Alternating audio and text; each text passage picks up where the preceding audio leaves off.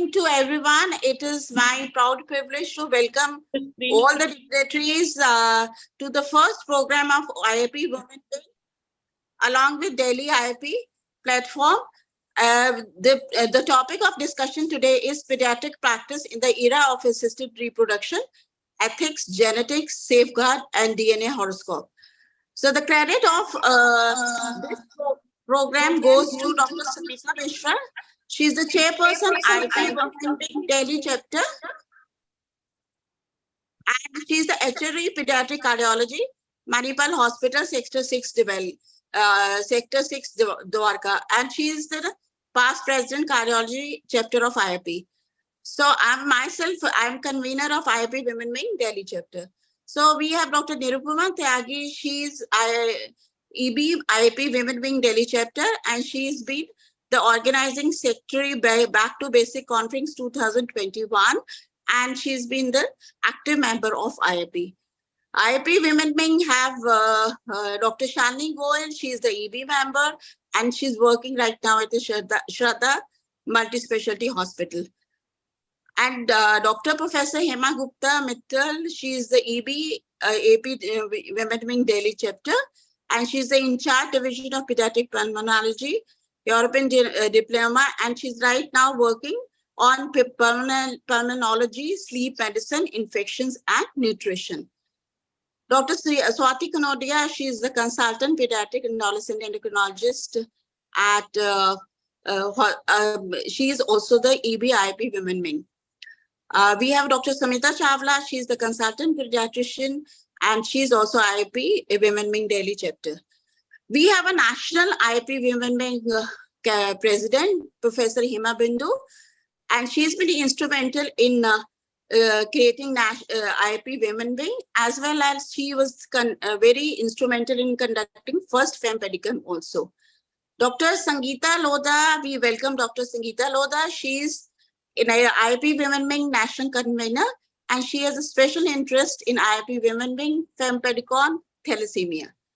And then we have a very vibrant Dr. Neelam Mohan. She is the pediatric gastroenterologist at Medanta Hospital, and she is the North Zone convener IAP Women Wing.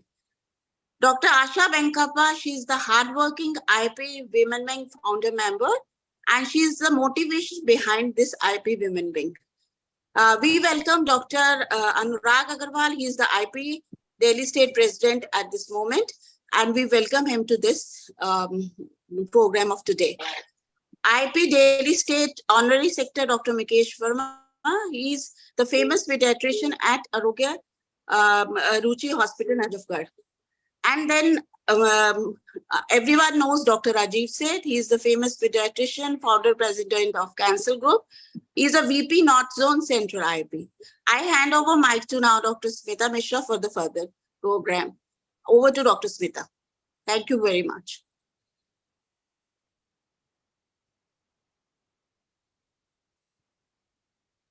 Hello. Hello. Smita has some problem, I think. Dr. Smita? I think, ma'am, you can go ahead. Yeah. Yeah. Just a minute. Is she will she be able to join? I don't know whether she'll be able to join. We have Dr. Yeah, Dr. Smita, you'll need to continue after this. After Dr. Rajiv Seth, I've already introduced Dr. Rajiv Seth. So over to you for the further introduction. And the Dr. Hema Bindu, is she there? Yes, she is there. So I invite Dr. Hema Bindu to give some few words of blessings for this program. She is our National IAP Women Wing President. Thank you, Dr. Smita Mishra. Actually, I'm feeling very, very nice to see all of you actively working along with IAP Delhi. And there's such a nice new topic. And I think we have to have some guidelines about this little controversial topic and clarity about how to handle. And it's such a new topic. And kudos to you and the whole team of IAP Women's Wing Delhi to take up this for the discussion today. my blessings and my all best wishes to all of you. Thank you. Thank you so much. I also want to call Dr. Sangeeta, very hardworking convener of this whole program. Is she there? Dr. Neelam Mohan, who is our North Zone convener. If she is here. Okay. Dr. Anurag, are you there? IAP President. Dr. Mukesh? No. So I request Dr. Raju. So really you joined on time and now you just give us a word of blessing for this program Oh, without being absolutely. angry. Absolutely. If you can hear me, this is amazing Yeah. that Smita, you have initiated this movement in IIP Delhi, and we have IIP Delhi is certainly is welcomed you with open arms, and you've been is such a senior officer of IIP Delhi. On behalf, I'm currently the vice president of IIP North Zone, and I'm really privileged to be here and listening this. I'm not an expert. I'm going to listen. I'm going to understand, and I'm going to ask questions just as a student. And I know that all of you are experts, and I mean the program should be very engaging. So thank you very much for inviting me. And I really request the moderator, if Smita, if you are going to moderate, let's kickstart the program as soon as possible. Okay. Because I know lots of pediatricians are waiting, and we don't want to delay those people who came on time. Thank you. Or So I whatever. request Dr. Yeah, please. Okay, thank you so much, Yeah, Dr. Raju, thank you. and I request Dr. Alok Bhandari. Dr. But he's Alok not- Bhandari, a few words of blessings. But he's No. not there So now. Swati, so Dr. Swati Kanodia, please, introduce other all CIP member and our special guest. Yes, ma'am.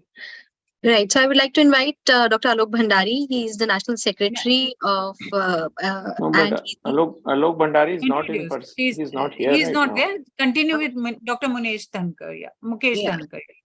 okay, Dr. Mukesh Dhankar. He's the Treasurer Secretary elect 2024, and he, sir is at Lady Harding Medical College. Welcome to you, sir.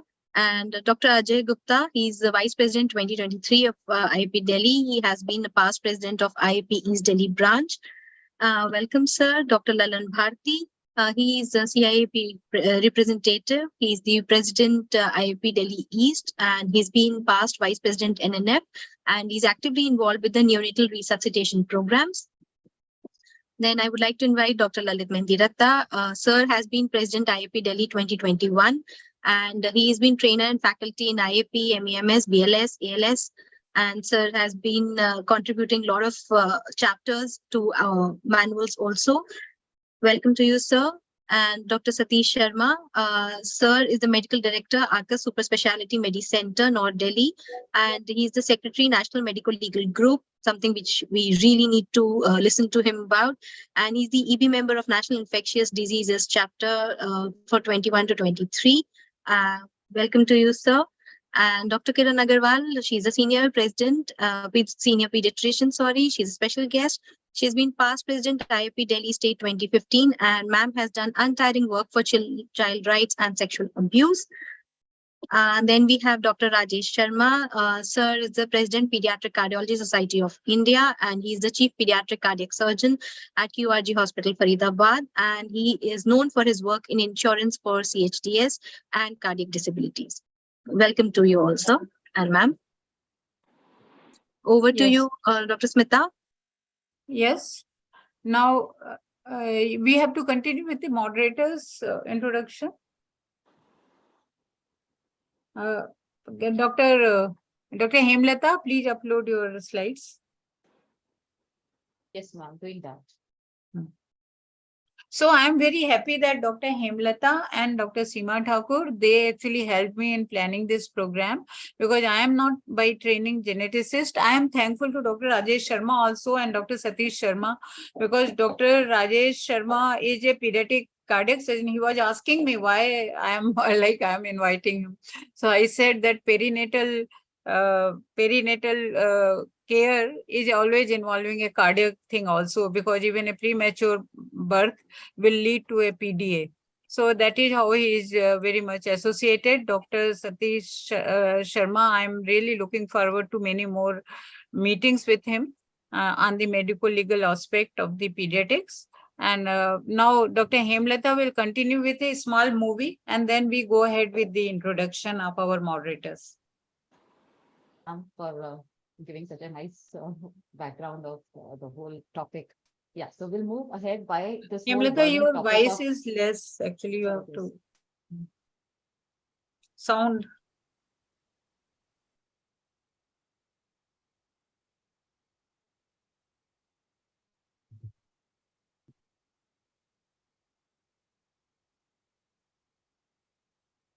Can't hear.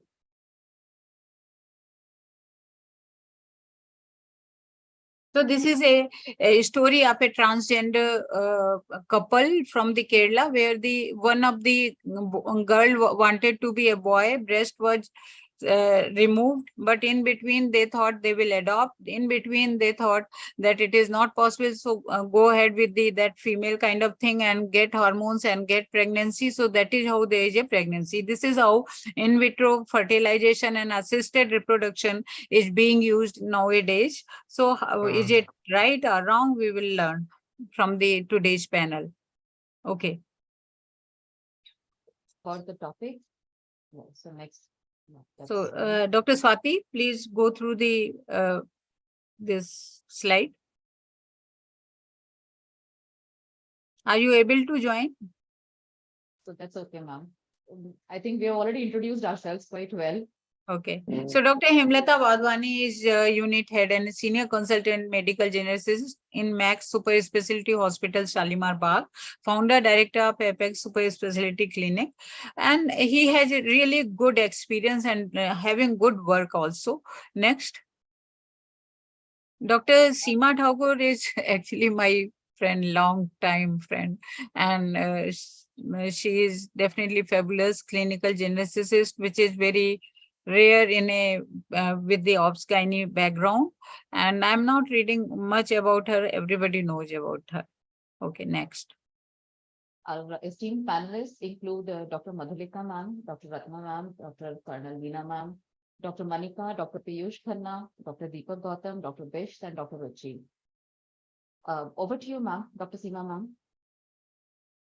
I feel honored. Good evening, everyone. I really feel honored to introduce ma'am, under whom we have been learning so much in the genetics. So ma'am is a professor in the Division of Genetics, Department of Pediatrics, AIMS, New Delhi. She has long list of awards, and which includes Dr. I.C. Verma Lifetime Achievement Award of ISHG, then Dr. I.C. Verma SIMG Outstanding Scientist Award in 2017. She has been past president for Society for Indian Academy of Medical Genetics. She is a member of National Committee for Rare Diseases. And the most important that she is working in this specialty of medical genetics for last 30 years. And her main area of interest is intellectual disability, test morphology, storage disorder, newborn screening. And she has about 450 publications. So welcome, ma'am. Next slide, please.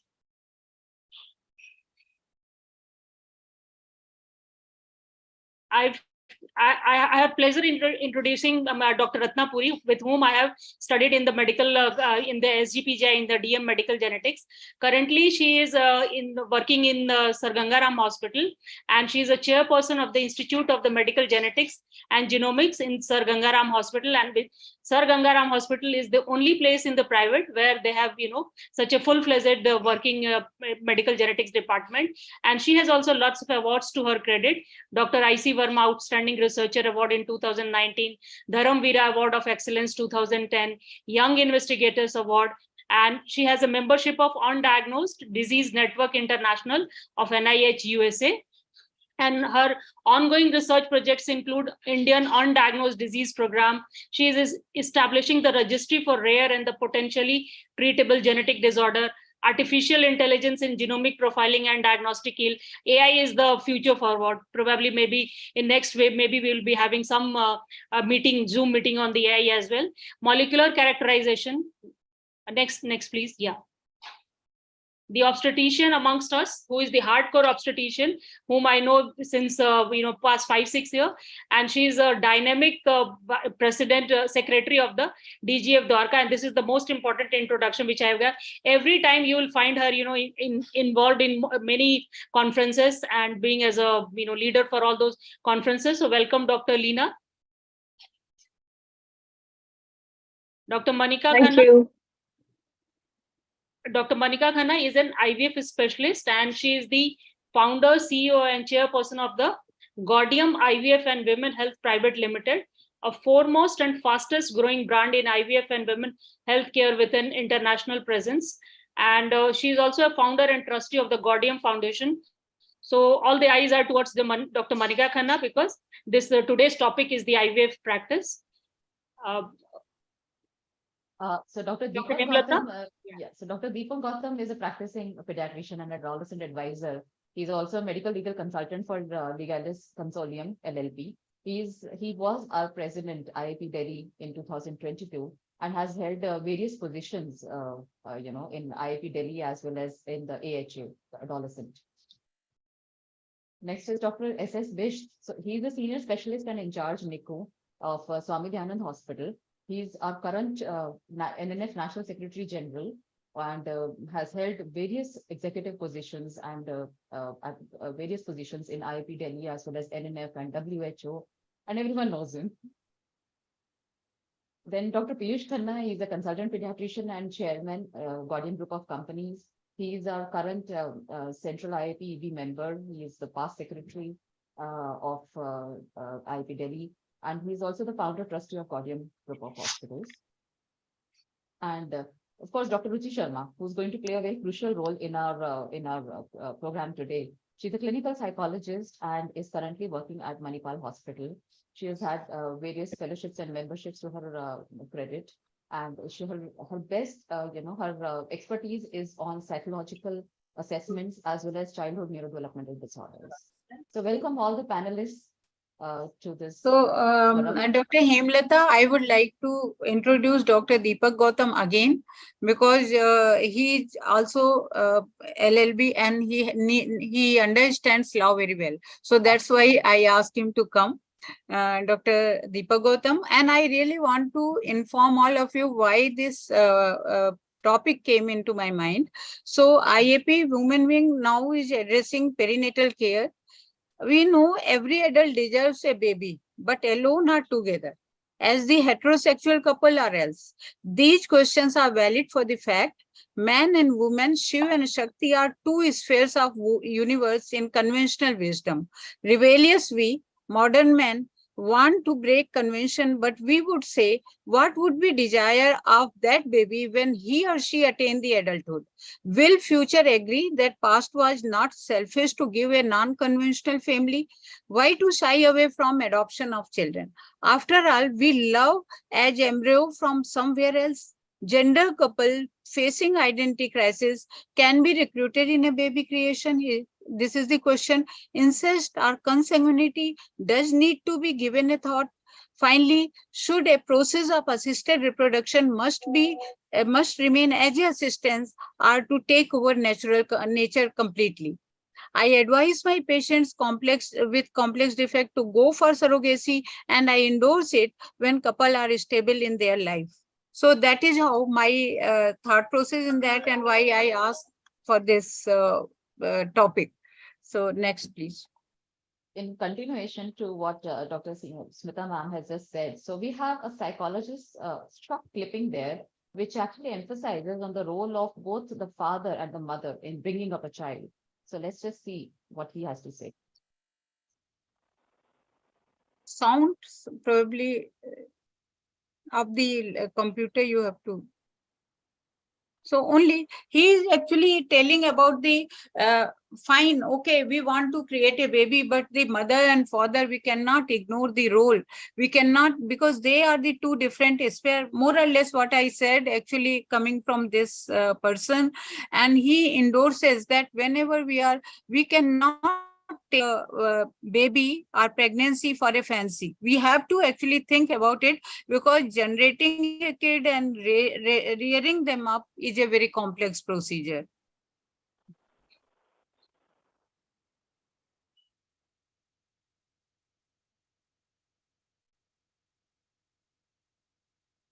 Can't hear. Sound probably off. Okay, next. Sound. Next.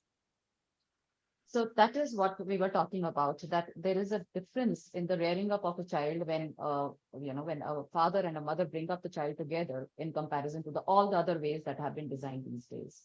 So what was the thought process? What is the food for thought for everyone? So assisted reproduction started as a procedure to help couples in distress and has become a tool to play with nature to suit personal whims and fancies these days. Examples from the video shown before and all the socialites and actors, which are proudly displaying the use of this technology to have a baby and therefore kind of normalizing it these days. So this is kind of influencing a lot of masses, all the people around. So the situation is worsened further by rampant use of this technology and surrogacy by the booming IVF centers, and it has become a professional to donate eggs as well as sperms. And then there's no adequate counseling, and no one counsels them regarding the potential problems that can arise from the pediatric point of view. See, everyone counsels them from the gynae point of view, maybe, but no one talks about the pediatrics. No one talks about the children. With the rise in these technologies, the pediatricians and neonatologists have to be prepared for any perinatal complications and counseling of the prospective parents if the pregnancy has been conceived using IRT technology.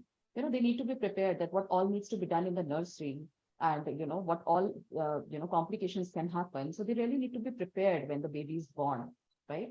They need to understand that the pregnant lady's vigorous journey with ART and various procedures like PGT, and they need to understand the genetic report if she has undergone any procedure. And then of course the insecurities of these parents, because we need to understand that these are precious pregnancies, high risk pregnancies, right? So the pediatric practice is no longer confined to the APGAR scores of birth weight, sepsis, and vaccination. No, we need to broaden our horizons as pediatricians now. Okay. Now, my concern, why I thought of this, why we thought of this CME was that we wanted to talk about the children who are born out of this ART procedures. There are ethical issues. Like, if you ask me, don't they have a right to know who their biological parent is? Of course, there are pros and cons of both of them. There are legal aspects to that. But then, if you think it from a child's point of view, wouldn't the child want to know who the biological parent is? In case of a dispute, then who has the maximum right of the child, right on the child? This is another aspect. You have to think it from the child's point of view. Again, psychological impact on these children regarding the number of parents. Like, we have just one mother and one father. What about a child who's born out of these technologies? He has a biological parent, a surrogate parent, mother, father.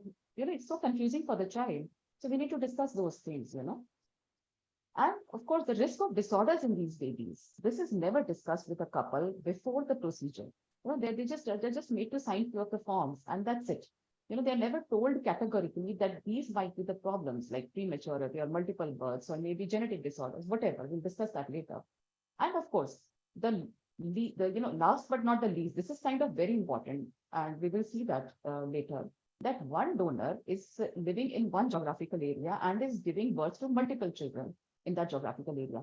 What happens if suppose these children fall in love and they decide to marry? Doesn't it increase the risk of genetic disorders amongst these children? Something like consanguinity, because they are half siblings. So we need to discuss all these ethical issues, medical legal issues, and of course the outcome of these children. Over to Dr. Seema ma'am. So thank you, Dr. Hemlatha, for setting the background. So today's day is important so that we understand the intricacies of the IVF and how the obstetrician and the pediatrician can make a better world in this era of the ART, which is. So I'll begin with I'll first give credit and thank you, Dr. Smita, for bringing all of us together on this platform. And on this occasion, she has written a poem. And I thought, I'll be, sharing the poem which she has written. And on the title of the poem is Test Tube Baby. So Brahmaji smiled. So after all, he was through his grueling job, and Arsti soul was created. Dear, he said, now it's time for you to go and be born as a human baby and then grow. Confused soul asked, but how would I find the right place and a face? No worries, things are easier nowadays.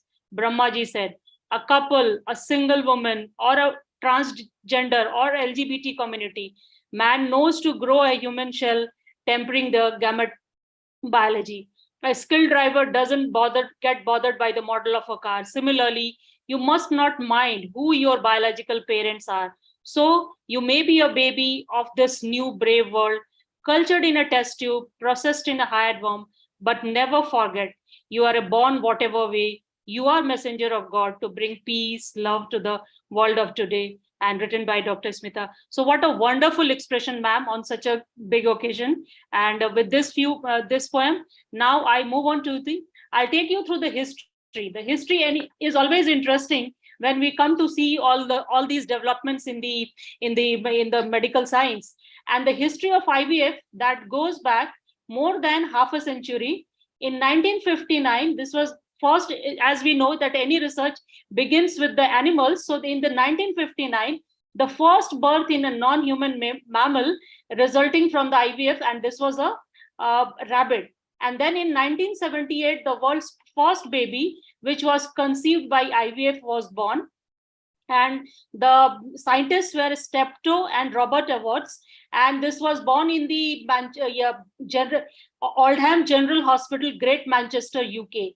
And based upon their work, the pioneer work, this is currently the most remarkable medical breakthrough of the 20th century.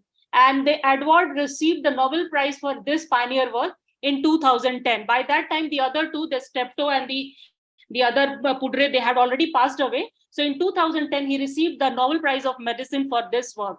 Similarly, at the same time, and the year was July 25, 1978. Today is 45th year of the first, the Louis Brown child, which was born in the world. And just some months later in India, there was another doctor, that is the Dr. Mukhopadhyay, who also claimed to that he has created the first test tube baby from the couple Prabhat Kumar, and he named her Durga. But because of he couldn't get the recognition because of the whatever the investigation occurred, he couldn't prove, he could not validate how he has done it. So he was denied this privilege. But later on, the scientific community realized his work, and when the Professor Anand Kumar, when he was credited with being the first father, when the Harsha Gaikwad was born, and then the Professor Anand Kumar was awarded as a first man who has created the IVF baby. And then based upon some investigation, it was later on changed that this Dr. Mukhopadhyay was actually the father of the first IVF baby. So in India, we were contemporary, in the world times from the beginning only. So next slide, please. So now we move on to the actual scientific sessions related to the IVF. And I'll begin with Dr. Manika, who is an IVF specialist. So what are the procedures, the questions we have assigned for her, so that to educate us, what are the procedures included in the assisted reproductive technique? What are the indications for ART? And what are the risks related to the ART? And what is surrogacy? And how it is connected to the assisted reproduction? So Dr. Manika, please. Hi, good evening, everyone. I hope I'm audible. Yeah, yes. Yes, your voice is breaking, not clear. Okay. Is it better now? No, not yet. Okay. Let me check. Let me change my position a little. Maybe it gets better with that. Now we can hear you. Now you can? Yeah. Okay. So procedures of, first and foremost, I would like to congratulate the IAP Women's Wing to take up such an interesting topic.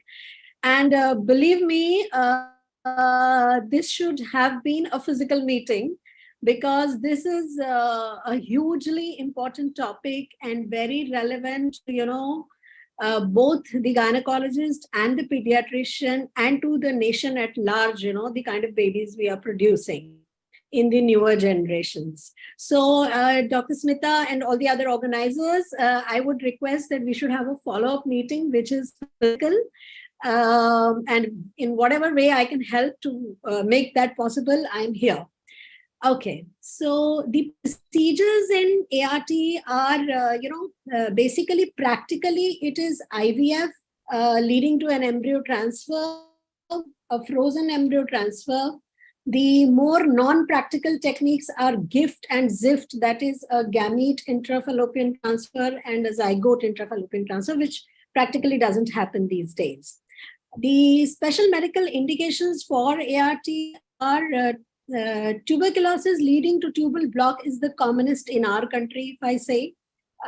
Second is polycystic ovarian disease, especially the severe category. Then the other common indications that are there, surprisingly, some people don't know that 40% of contribution to infertility is now from female factors, 40% is from male factors, and 20% is where both the father and the mother have a factor. So azoospermia, oligozoospermia, teratozoospermia, so, sperms with a bad count or a bad motility or very poor morphology or total azoospermia are common indications these days. Then comes your endometriosis, fibroids in the wrong place. All fibroids will not lead to be an indication for IVF, but fibroids, submucosal fibroids, fibroids sitting near the cornual end, these are all that will cause a problem to the patient getting fertile.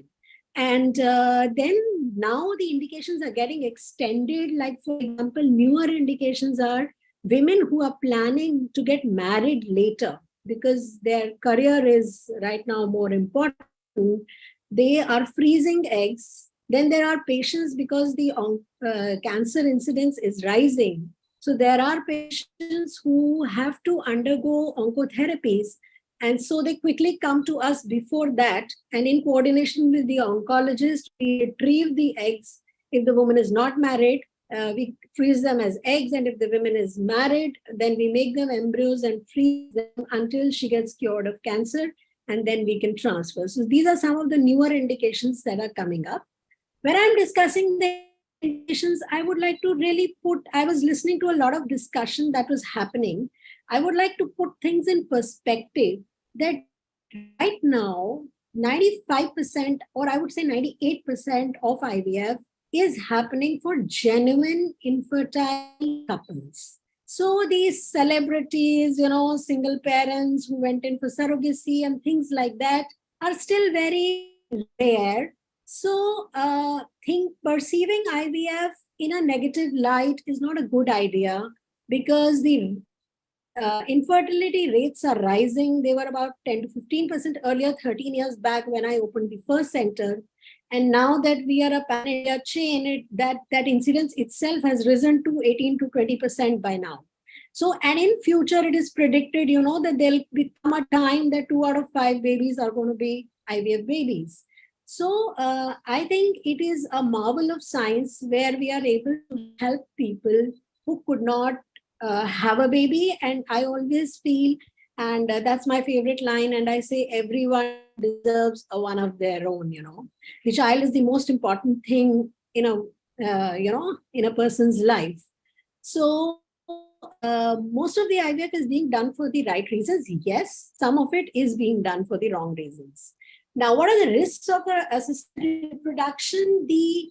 Whatever happens, what is the risk during the perinatal period and post-delivery to the child? That I think Piyush will be covering in his this thing. I'll not waste time on that. Risk of ART as a procedure, the most common complication that can happen is an ovarian hyperstimulation syndrome. But now we have beautiful drugs available, and with the right approach, with labs which are advanced enough, where freezing technologies are good, we can do a freeze-all policy for such patients. What freeze-all means is that typically in a cycle, we would stimulate for about 10 days, do an ovum pickup on the 12th day, and do an embryo transfer on the 15th or the 17th day, a day 3 or a blastocyst transfer. In a freeze-all, what we do is that suppose the patient has by chance hyperstimulated, you just take out all the eggs. You do not give an HCG trigger. You don't use HCG for a trigger. So it will not lead to the bloating of the ovaries later on. You give a trigger with a decapeptyl. So you take out all the eggs and you freeze all the eggs. You do not transfer them. When you give an injection like an antagonist, which is decapeptyl, you cannot do an embryo transfer cycle because it will not lead to a good result. So if you're doing good monitoring of your patient very early, by day 7 or day 8 of the cycle, you would know that this patient is kind of hyperstimulating. So OHSS is also very treatable. Only in very rare cases, let's say, if managed properly, only about 5% cases would go out of hand and reach to a respiratory distress syndrome or an ICU admission. We have been, Gaudium centers have been OHSS free for last 9 years now. So it's quite manageable. The other thing, rare thing that can happen is a twisted ovary. So it's if the ovary has gotten very heavy, it might twist and result in a twisted ovary and might require a laparoscopic intervention. And rest, there is not many complications that are noteworthy. Of course, there is a temporary weight gain, which goes back if you don't get pregnant. There will be some mood swings during the stimulation cycle. Yes, one thing which many people don't know is that too many stimulations, like, too many stimulations of the patient, like you're stimulating the patient 8-10 times in a lifetime, some literature has shown can increase the risk of ovarian cancer in future age. The risks. Now, what is surrogacy and how is it connected to assisted reproduction?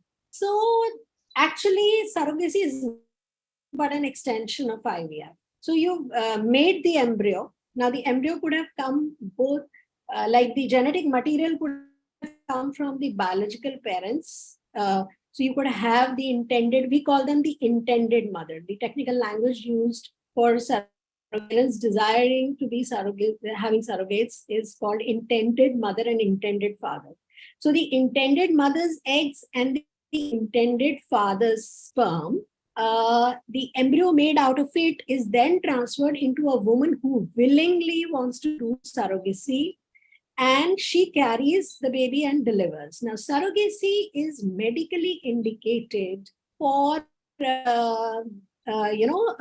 classic cases like we did Shilpa Shetty, who had recurrent spontaneous abortions. So recurrent spontaneous abortions, aborters, for them, especially those with the Appler syndrome, which Shilpa had, these are common indications where a surrogacy would help. The second indication is too many recurrent IVF failures. Third is so we'll discuss the indications of surrogacy in the later ma'am, slide. the name should be, the name should not be that's we made. Yeah. Yeah. Okay. So we have a separate slide for surrogacy you also. can just say celebrity. That's it. Yeah. Okay. So how is it? So it is just an extension of assisted reproduction. Now, I don't think you want me to make a comment on the legal aspect of it right now, because that's a long story. So whenever you ask me, I'll come up with that information. Yeah. So thank you, Dr. Monica. You have really enlightened us on this ART procedure. We understand that this is really safe, and 98% of them are for the normal couples only, not the one which we see in the news, is not the actual story behind. Okay. So now we move on to Dr. Leena. And so Dr. Leena, we have a question for you, that any government policy or legal binding for the ART at present? And what are the rules and regulations for the sperm, ovum, and embryo donors? Ma'am, Dr. Leena, ma'am? Yes. I wonder if you can see me, because I've been having a little patchy. I've been having a little patchy connection, but thankfully I managed to log in correct at the right time. So thank you very much. I think this is a great topic. I mean, it's like what we call very hatke. And I think it's very nice that we are discussing an important aspect, and that is about the government policies and the legal regulations. Now, there's a known fact that these policies and regulations, they vary from a country to country. This is important because, licensing and accreditation, the government requires these fertility clinics and art centers to, obtain certain license and make some specific accreditation, standards so as to maintain the quality and safety of the procedures. Now, just today itself, I had a patient, who was just who had a problem, and she was just mentioning that, there's so many clinics which are just mushrooming around. So I just told her that you just hold on, because that's not so. I mean, we would be selecting a good center for you, which is, maintaining, because what happens is the general population gets this kind of feeling that, there is a element of hesitation on their part. So I think we need to inform them that there are certain very good guidelines and policies. You're not audible, ma'am. Dr. Leena.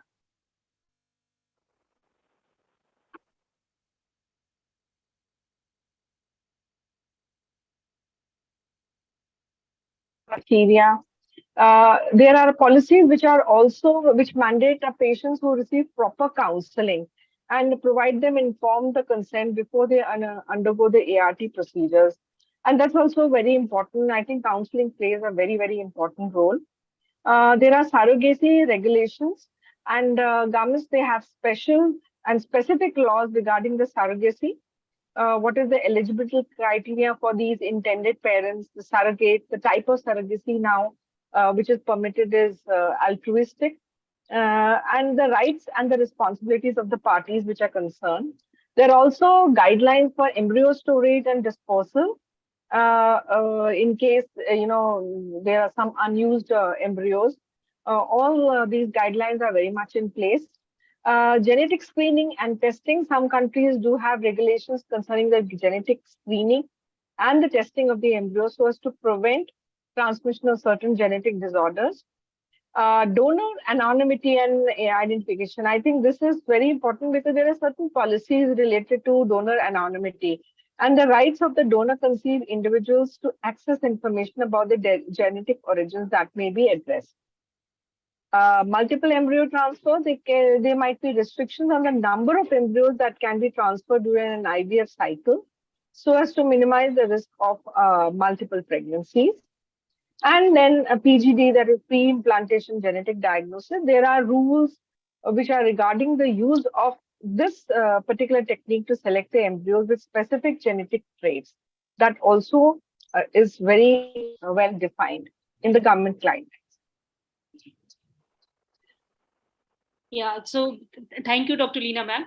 So I would just request Dr. Monica, what is the difference between the level 1 ART clinic and how do you register the ART clinic, which will be, more useful for many of the, our audience to understand. Right. Dr. Monica, you are there? Right. So how do you apply for registration? Like we apply for I'm there. CNDT, yeah. Right. So what happened is that the law came into force in February 2022. And but it is still, the authorities are still in the process of enforcing it. So there is one national board at the national level, and there are individual state boards at every state. So, for example, Mr. Satyajit, I don't know whether he's here or not, but he's heading the state ART board in Delhi. So what you have to do is that you have to put a bunch of documents together where, you have to have the gynecologist degree, the embryologist degree, the andrologist degree, etc., etc. You have to list all the equipment that you have in your center. And then you put this application together and submit it to the state board. There is a registration fee that has to be paid, which is lower for a level 1 ART and a little higher for a level 2 ART. And now what is the basic? So you pay up that fee. Now the thing is that some state boards, even the bank accounts have not opened. So, we were amongst the first ones who submitted the applications for registrations, and even the authorities were, where do we put the money? Where are we supposed to pay it? So now some state boards are more formed right now, and Delhi, I think, is one of the leaders in that. Other states are also forming their state boards. For example, Kerala board is done. Mumbai is under process. So you apply to these state boards, and that's how it goes. And the difference between level 1 and level 2 is level 1 is where you can stimulate the patient, or you can do up to an IUI on the patient. You cannot handle oocytes, eggs, or embryos. So there can be no handling of egg or embryo at a level 1 ART center. The max you can do is you can do the stimulation, the 10 days of stimulation. You could do your follicular studies, for which you have to obviously get your machine registered with the PNDT. And then you can do an IUI at that center. You can stimulate and then send the patient to a level 2 ART center. A level 2 ART center is a center which is fully equipped to deal with egg, sperm, and embryo.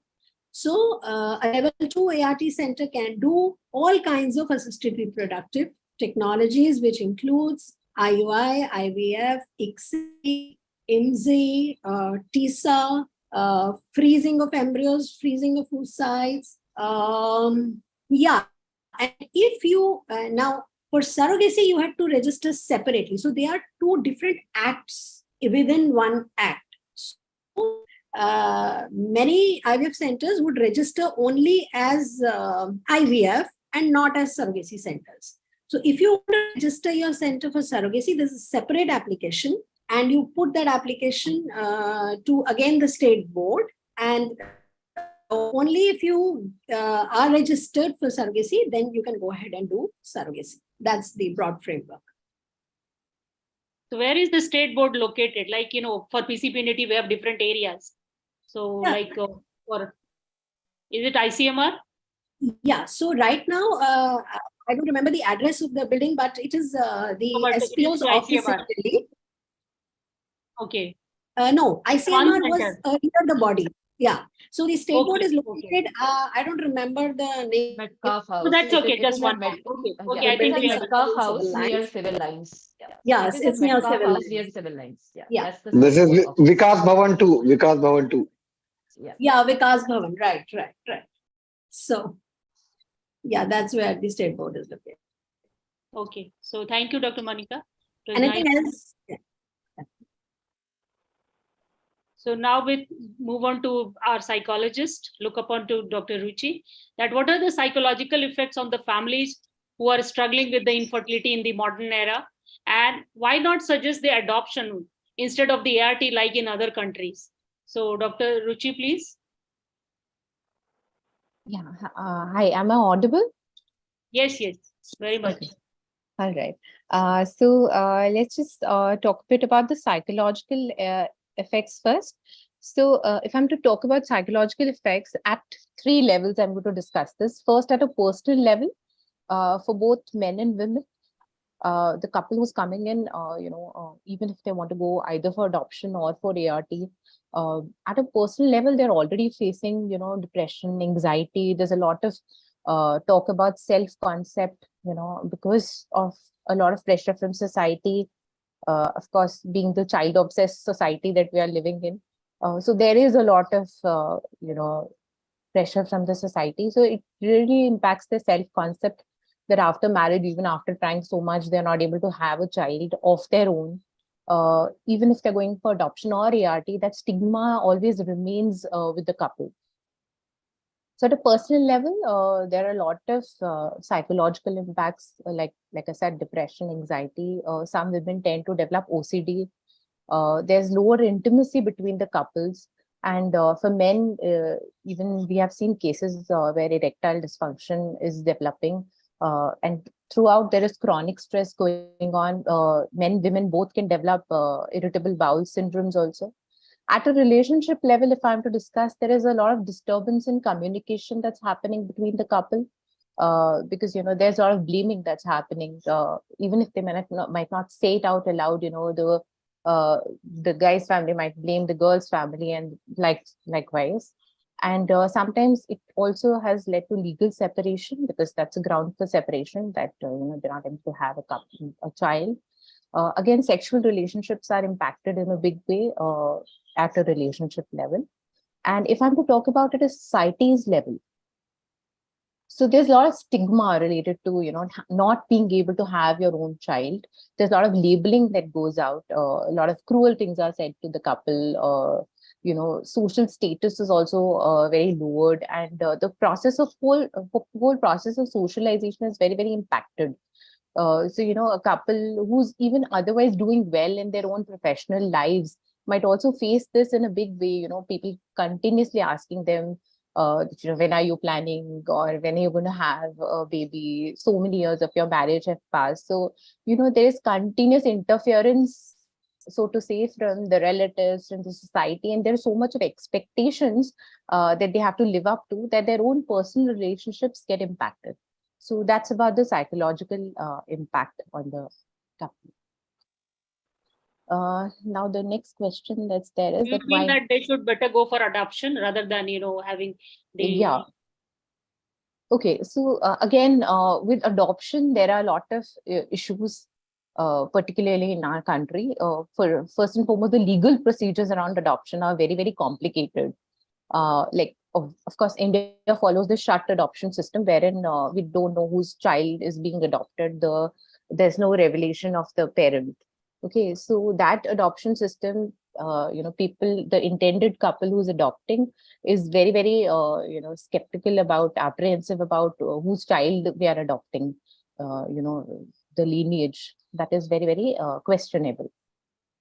Second, there's a lot of long waiting period whereas adoption is concerned. So in 2016, CARA had actually come out with a study where it said, there are 1,600 children up for adoption, whereas we are having almost 7,700 applications for people who want to adopt. And even out of these 1,600 children, there are almost 40% children who are with special needs. So when you're going out for adoption, you have an image in mind that, we want to adopt this particular kind of baby. And the choice is very, very limited. When it comes to choice, even through the legal procedures, like even the groups who can adopt are very, very limited. Like the LGBTQ cannot adopt, people who are in a live-in relationship cannot adopt. Like particular religions are also putting bans on adoption. So, the policies limiting adoption are also there. Other than that, the age of parents also create a lot of complications in the adoption procedures. So like, they say in the adoption procedures that the parent has to be 21 years older than the adopted child. So if you're adopting a baby and you want to go in for another adoption, that you have to adopt a baby who's bigger than the first child that you've adopted. So that also could create a lot of complications for the family as such. And there's a lot of social stigma again.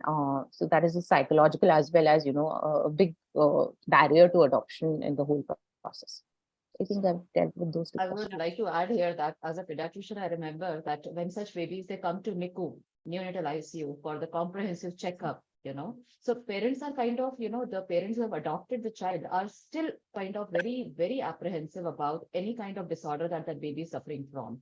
So, there's a whole list of tests that they would like you to go, to do for the child and ensure that the child is perfectly normal in every way, like a genetically perfect baby. That's how they want it. So that's another issue, So to counsel them about this before adoption, that no, you cannot guarantee, is another tricky problem. So I think pediatricians will be able to enlighten on that aspect in a better way now. Yeah. So thank you. So thank you, Ruchi. And now we move on to the genetic section. So how the genetic disorders, the role of ART in the genetic disorders. And we have today Dr. Ratna with us. So Dr. Ratna, please. Yeah. Thank you so much for the invitation to be a part of this absolutely out of the box program. And it's amazing.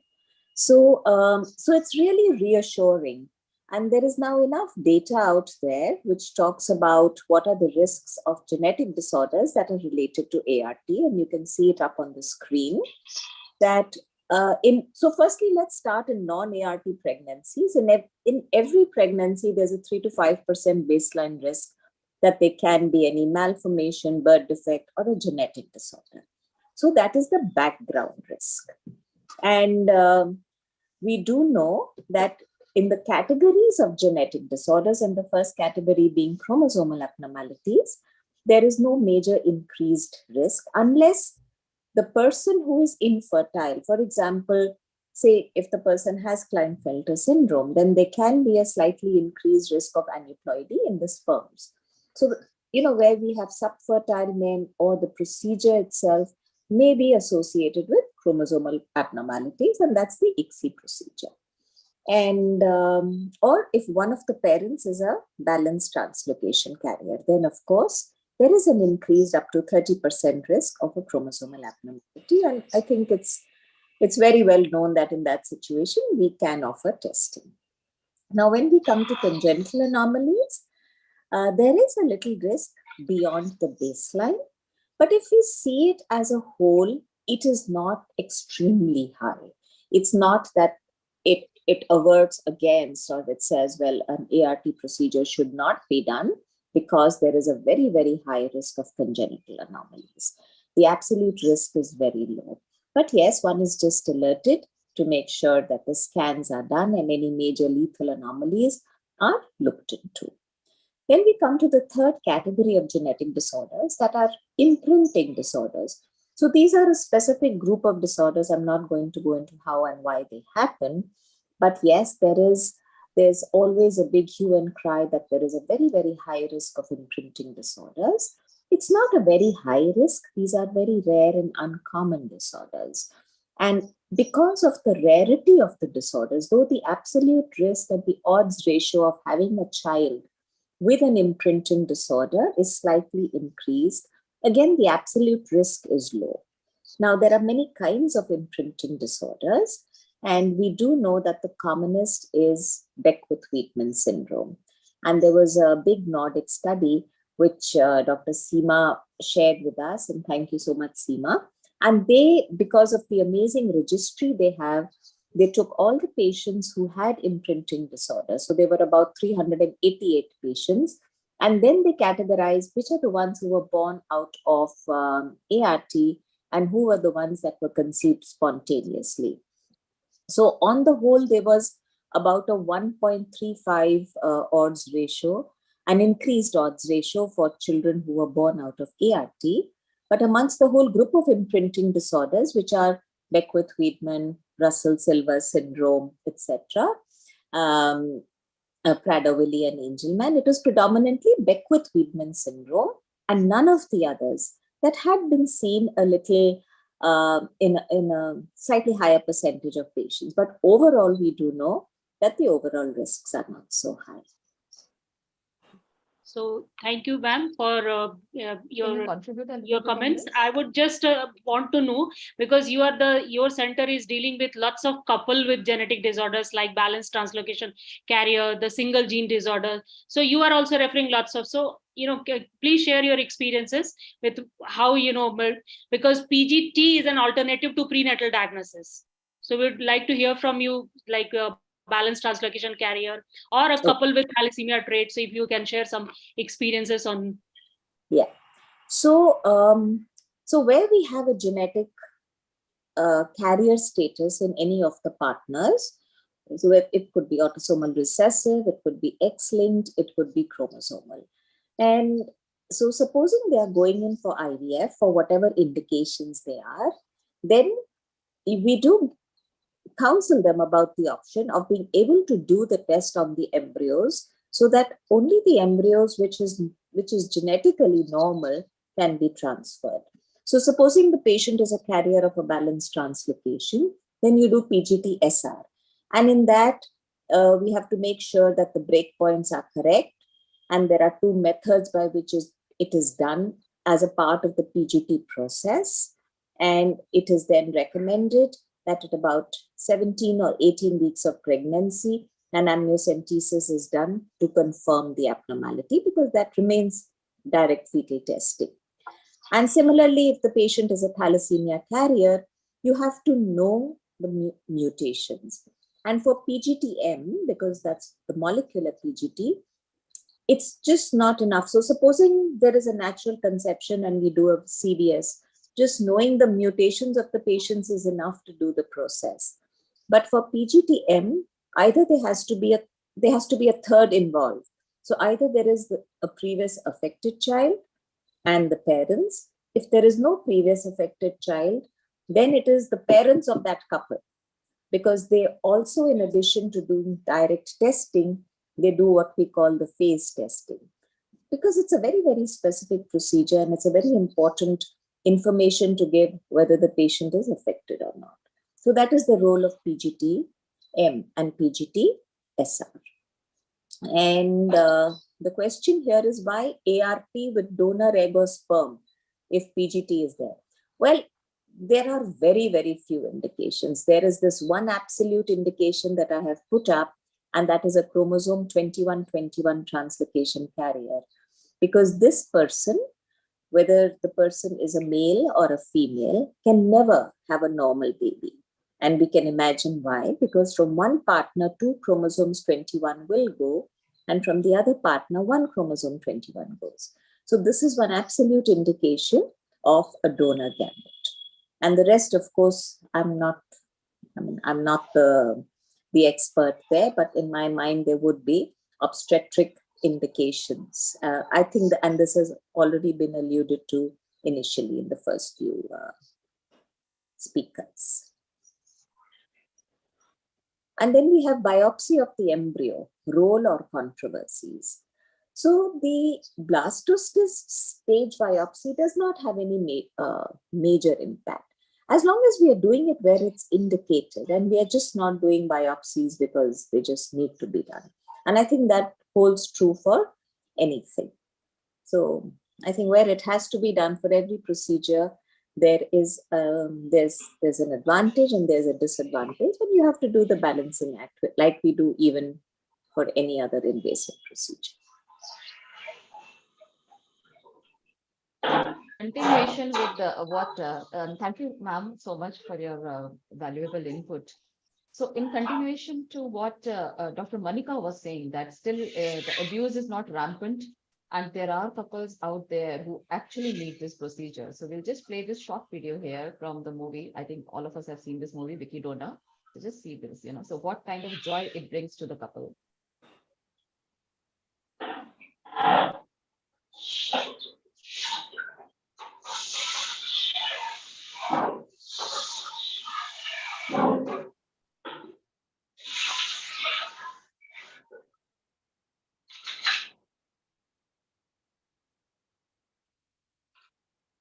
So why is this not there, Hemlata?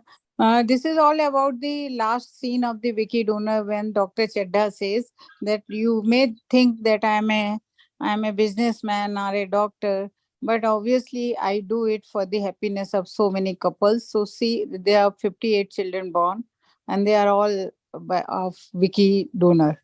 So this is what is the gist of this particular video, end of video, where the wife of Vicky, she is also not able to conceive. She wants a baby, and one of them has lost parents, so they adopt that.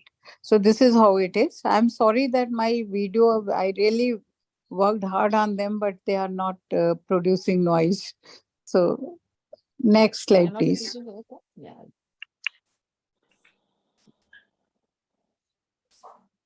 Ma'am, Dr. Seema, ma'am.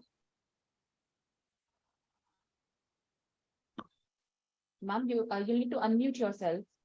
Dr. Seema, ma'am. Yeah.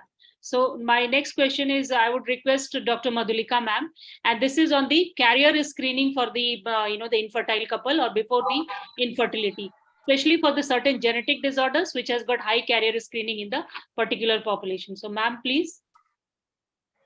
Thank you very much, Seema, Dr. Hemlata and Dr. Smita for inviting me for this panel, and I'm here more for learning, and it is really interesting. So basically, when we are talking about screening of the donors, basically, I think, Seema, you want to ask that. The donors, Yes, are there any guidelines to screen the donors who are there for ART? So we will start with India, and there are no specific guidelines to screen the donors. So very recently, there was a family where it was a ART pregnancy and the couple had triplet, and they were referred to us because of some abnormality on ultrasound. And then I tried to ask the couple that what all information you have. So I know that the information about the donor has to be anonymized, but the couple did not know that what all tests are being done on the donor. I know that some infections and some things are there in the list, even if you see the ICMR guidelines, which are quite old. But then when I asked whether thalassemia screening was done and all, they were not aware about this. So basically, there are no Indian guidelines for screening the donors. And I think there should be Indian guidelines. And at least some of the disorders which are common in the population, and we now have data on many of them, including thalassemia, we already know, spinal muscular atrophies coming up. And then Ratna was talking about balanced translocation. If the donor is a balanced translocation carrier, because the incidence, the prevalence of balanced translocation carriers in the general population may be as high as 1 in 500 to 1 in 1,000. Some of the guidelines I was looking up in other countries, they do recommend that the karyotype of the donor should be done. So I think these guidelines should come up, and SIAMG is working on these guidelines, not for the ART, but for in general carrier screening for the couples who want to get it done pre-pregnancy or preconception or even in the early pregnancy. Some countries have guidelines which say thalassemia, sickle cell, and then there are ethnicity specific panels which they are using. And I think it is, it may or may not be specified for donors, but it is there for screening of couples, which can be pre-pregnancy. And I think same thing can be applicable to donors as well. And importantly, if it is the ART is being done because of family history of a genetic disorder, which has been discussed earlier, like autosomal recessive disorder or something like that, then many times the couples would ask us whether the donor, suppose they are taking a donor ovum and the husband is also a carrier. So many times they would ask us whether the donor can be screened for for the same disorder, and in that case, it would require sequencing of the whole gene for that particular disorder. So I myself do not have any answer to this, but this targeted screening, because you never know who will be a carrier of a particular disorder. Then coming on to the expanded screening, now there is some literature whether donors or even the couples who want screening should be screened by expanded screening, which could be something like a whole exome screening or a clinical exome screening, or panels based on the ethnicity. So most of the Western countries and European countries would screen these couples based on the ethnicity, depending on the prevalence of that particular disorder in the community. So the recommendations which are there on the next slide, I don't think that table is there, but then that is primarily for the antenatal, for the screening of the partners, if you want to get their screening done. So that is fine. The second question here was that, Seema, can I go on to the second question? Yeah. Dr. Hemlata? Yeah. Yes, so this is the second question here. Yeah, right. So the question is, at times it is advised by the gynecologist that go for a donor egg or a donor sperm to tide over the genetic disorders running in the family. So is this the correct way scientifically and legally? Legally, I do not know, but it is not correct scientifically, because you really need to know what the disorder is, what is the inheritance pattern, and then based on the exact etiology only, that you have to choose a donor egg or a donor sperm. So I think you have to have a disorder which you have characterized well and found the etiology, and then only advise about it. So that's all from my side. Thanks. Thank you, ma'am. Thank you. These were the guidelines that were shared by That's Dr. fine. Madhulika, So we ma'am. can just skip this. Yeah. So there are ACOG recommendations. Yes. So Dr. Ratna, ma'am, so can we identify the biological parents? And as we know that donors are not, never disclosed. So are there any chances of marriage between the biologically related couple? So there are genetic tests by which we can do on the so-called parents or whoever the gametes are from and the child. to a certain paternity. So it is possible. So, well, yes, there can be a chance of marriage between biologically related parents because it's not an open system at all. So it is theoretically possible. It is. Next slide. Yeah, so Dr. Hemlata, would you like to answer this? Yes. So do you favor keeping DNA analysis as a DNA horoscope, particularly for babies born by ART?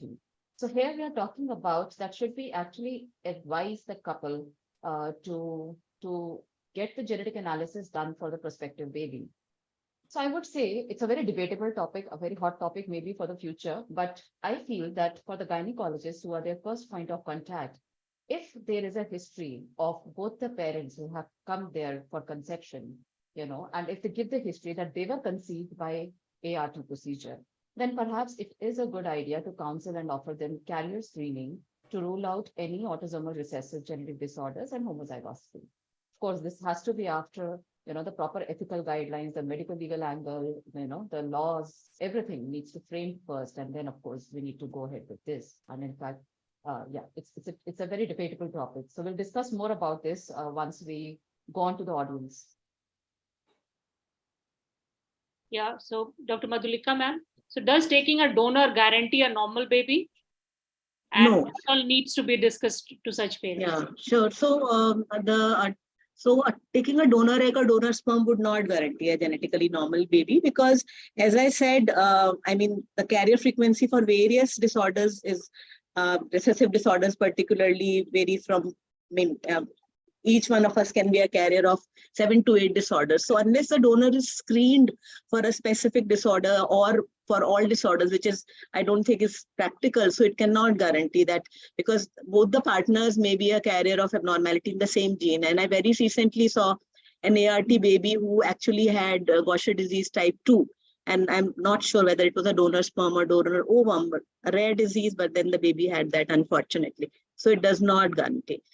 The next question is that what needs to be discussed with the prospective parents before suggesting them ART, whether using germ cells or donors. So again, it would depend on the indication for ART. So if it is autosomal recessive disorder and you are able to do PGD, you are able to do a PGD and find and sort of choose the right embryo, then they can use their own germ cells. Or if they want to avoid, because the risk of recurrence is say 25%, if it's an autosomal recessive disorder, in that situation, maybe they can choose any of them, sperm or ovum, because both of them are carriers. In balanced translocation abnormalities, as Ratna was saying, if they want to have a donor, then in that case, the partner who is a balanced translocation carrier can be avoided. So it can be either a donor sperm or a donor ovum. And in an X-linked disorder, if they are going in for that, then obviously they will choose a donor ovum. So it would depend entirely, one, on if we are planning PGD. If we are planning PGD, then they can use their own germ cells. And if they want to take a donor, it would depend on what is the indication for ART. Thank you, ma'am, for highlighting the very practical point related to ART and genetic disorders. So with this, next slide, please. I would like to add here something. Please. That I think one thing that we need to clarify to the couple who's seeking ART is that we need to very clearly mention that it is not going to rule out all the genetic disorders and they are not going to get a genetically perfect baby. It is not going to rule out all the causes of mental retardation. I think that's the biggest fear in everyone's mind these days. I don't know. Yeah, definitely. Autism Very is on the important. rise. So that risk remains. Whatever risk. Residual risk is always there. Yes. So, and it cannot be 100%. Because autism is also on the rise. If we see, the overall in the world, if you see the risk of autism is also increasing. And somehow maybe because of, a better pickup rate or maybe better guidelines and overall also, but then people start correlating that thing with autism. So we need to tell them this thing as well, that yes, we are not going to rule out autism. We are not going to rule out mental retardation. And I think these things have to be categorized.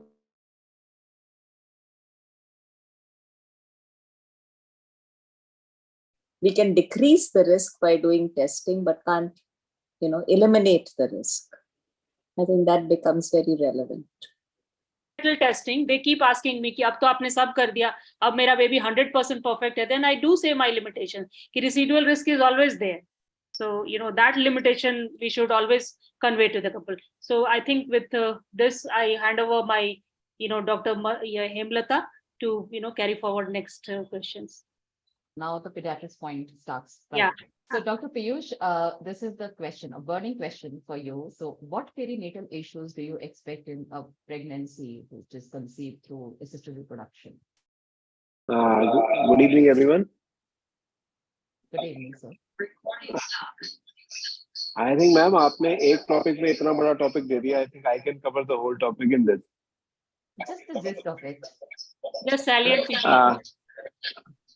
Basically, ma'am, we have got 14 years of experience with dealing with ART children born. So what I have analyzed over a period of time is that we can divide into three parts of antenatal, natal, and obviously perinatal, postnatal rather. So antenatal, basically the first thing is the child becomes a high risk moment it is conceived, because it is like very precious to both the doctor who is conceived and the parents who are going to go through with it. The second thing that comes is that since most of the mothers are in their late 30s or 40s, so they either have already a underlying medical condition, or they have this tendency to develop pregnancy-induced hypertension or pregnancy-aggravated hypertension, and also the risk of gestational diabetes, or they have underlying diabetes. And most of the patients are these days suffering from PCOS. So that is again a risk factor with this. And obviously the next thing is the multiple gestations. India में ma'am obviously we always tell them कि एक ही करो, but India में ना वो एक के साथ एक free का चलता है. So most of the people want कि एक बार में हो जाए, twins हो जाए या triplets हो जाए. So most of them, this multiple pregnancy is obviously then associated with IUGRs, prematurity. Then IUDs are common, twin to twin transmission is common, fetal growth discordance is there, conjoined twins is there. IUGR is again a very important factor because uteroplacental efficiency is there, then twinning, PIH, diabetes, all these factors that can be there. Then last is that they always can go into a premature deliveries, or PROM is very common because of multiple gestation, multiple pregnancies. Then next, what to do about it? See, I think my obstetrician colleagues can well know it better. But what we do at our center, I'll tell you, we have regular obstetrician visits with obviously regular ultrasounds and all the necessary investigation in the ANC before we conceive is being done. That as Ma'am Kabra had mentioned, that we do a thalassemia screening, we do diabetic screening for PIH, thyroid, and everything. And obviously the visits are very, very regular. And as a normal pregnancy would be there, we do our regular ultrasounds, level 2, and then fetal echos. That's a very common thing because these days, if nobody wants to take a chance with any of these diseases coming into their child. Next is the antenatal perinatal screening. What we do at our setup is we have a session with the parents. The antenatal, we sit at 28 weeks of gestation with the parents, preferably both of them. And in case there's an elder family member, because the support of the family members when the parents are going through this whole process is very important, because most of them are becoming parents after a very, very long time. So they are very anxious. So they need to be soothed, told about the proper nutrition, adequate rest, normal exercise, meditation. The support of father is very important in this. The father has to be very supportive to keep calm, make keep mother happy, so that the pregnancy goes in a very right way. Then obviously the most important is we tell them to Google less, because moment they start Googling, it's end of story for us, because they come up with all kinds of issues and then they tell us that this is happening, and we normally do the counseling on our own at 28 weeks that I told you, so that and then obviously we prepare them lightly. We cannot obviously burden them with telling them कि premature हो ही जाएगा. But we do mention it lightly that you can always go in for a premature delivery or IUGR because of the factors associated with this. So then again, we have to explain that the increased risk of cesarean, because anyway, the first indication is as I told you before, it's a precious pregnancy. So at the first indication, if is like the child is not growing well or there is fetal distress or anything, we advise them to go in for a cesarean section, so that because all this manner has been done for the child, so we don't want that the mother goes into a prolonged labor and has a problem. So that is one factor that we look at. Neonatal period, perinatal, ma'am, it is not very much different from what a normal premature child would be. The same issues come, as in since the prematurity is higher, so there are chances of respiratory distress, which leads to more of use of surfactants and respiratory support that is needed. So the parents need to be consulted at that time, that they are ready for these things. No, and we don't wish that this happens, but you have to ensure that the child is absolutely fine. Second, obviously there are other complications which can come with feeding difficulties. Then there can be hypoglycemia, sepsis, jaundice, and NECs, ROPs, BPDs, all these, like any premature child. But yes, since this child can be born early, so all these things are seen much more than that. Then, since it's a multiple gestation, then there can be low birth weight babies. There can be growth discordance. There can be sometimes LGA, depending on the diabetic the status of the mother. And yes, then important thing is there's a prolonged NICU stay in case it's a early birth. So you have to counsel them accordingly, because sometimes the emotional factor ke alawa, the financial factor also comes into play, which you have to actually address to at much earlier stage, that this can always happen. I think Dr. Bisht will agree, and he will tell, because he deals with it more than we do, in the number I meant. And then what more? I think so very important is the social aspect. Yeah. Yeah. Very important is the social aspect of all this. See, in our country, over the last decade, it has improved the acceptance of a ART baby, but in some pockets of India, still it's a taboo. It's still the parents come and tell us that please do not tell that this is a IVF baby. Please tell them this was conceived naturally, and factors like that. So it is very important to have the support of the family and the friends, and have a conscience of what is consensus on what is going on. So and obviously when there's a multiple gestation, there can be some issues with mothers, the professional and social life, because obviously managing 2 or 3 children is like a full-time. It's managing one child is a full-time job. 3 is like 3 times into a normal role.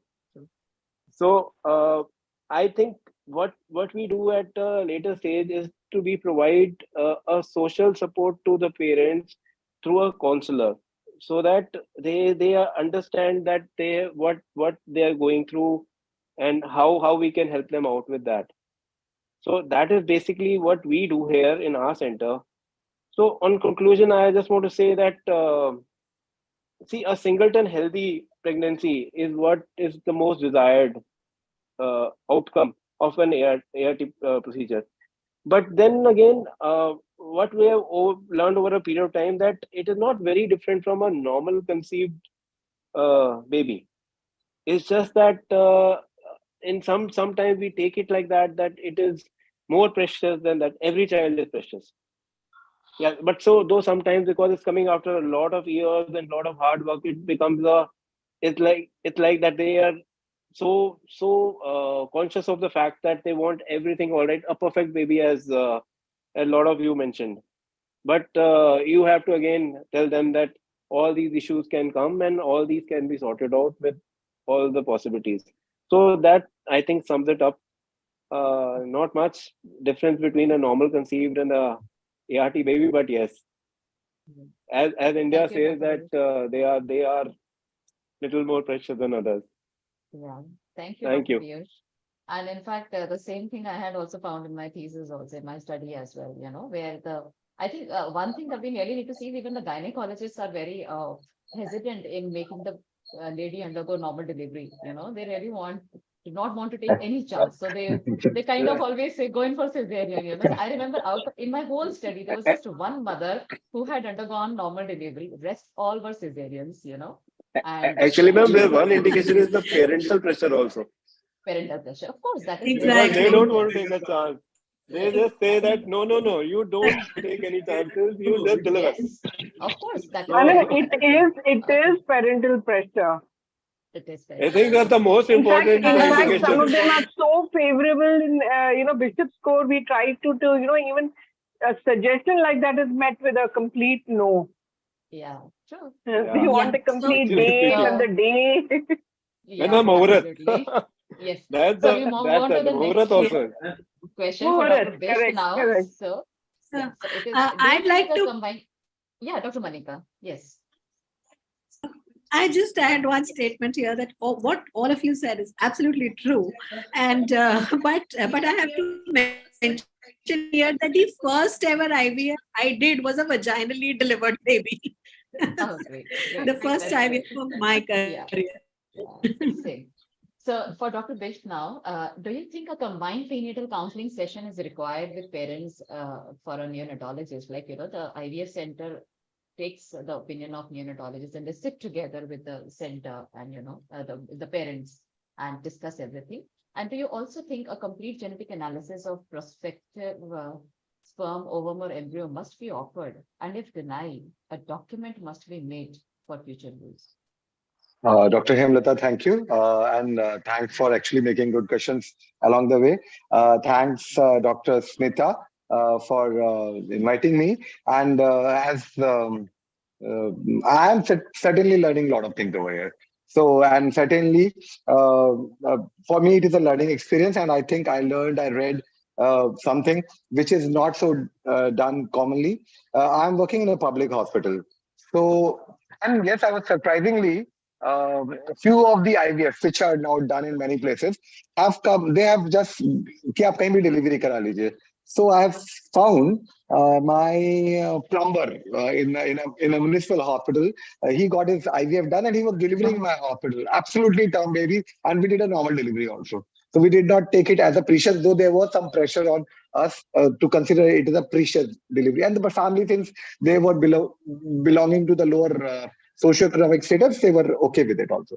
About the combined, as a neonatologist and as Secretary of National Neonatology Forum, I think it is very pertinent to have a neonatologist in the loop, in the discussions when you when you are actually going for all this. So I think in good centers like in somewhere in Anand, I've visited, and they have a good communication between a neonatologist and the IVF person and the obstetrician who's going to deliver the cases, because there is a plethora of issues which can come perinatally, which Dr. Piyush just alluded to, which is like PIH, prematurity, there can be hypertension, all those things can be there, and that can lead to some of the adverse perinatal outcomes which can come, and it will impact some neonatal survival and neonatal care of the babies. The hospital admissions the NICU admissions may increase here. So that way you need to have this.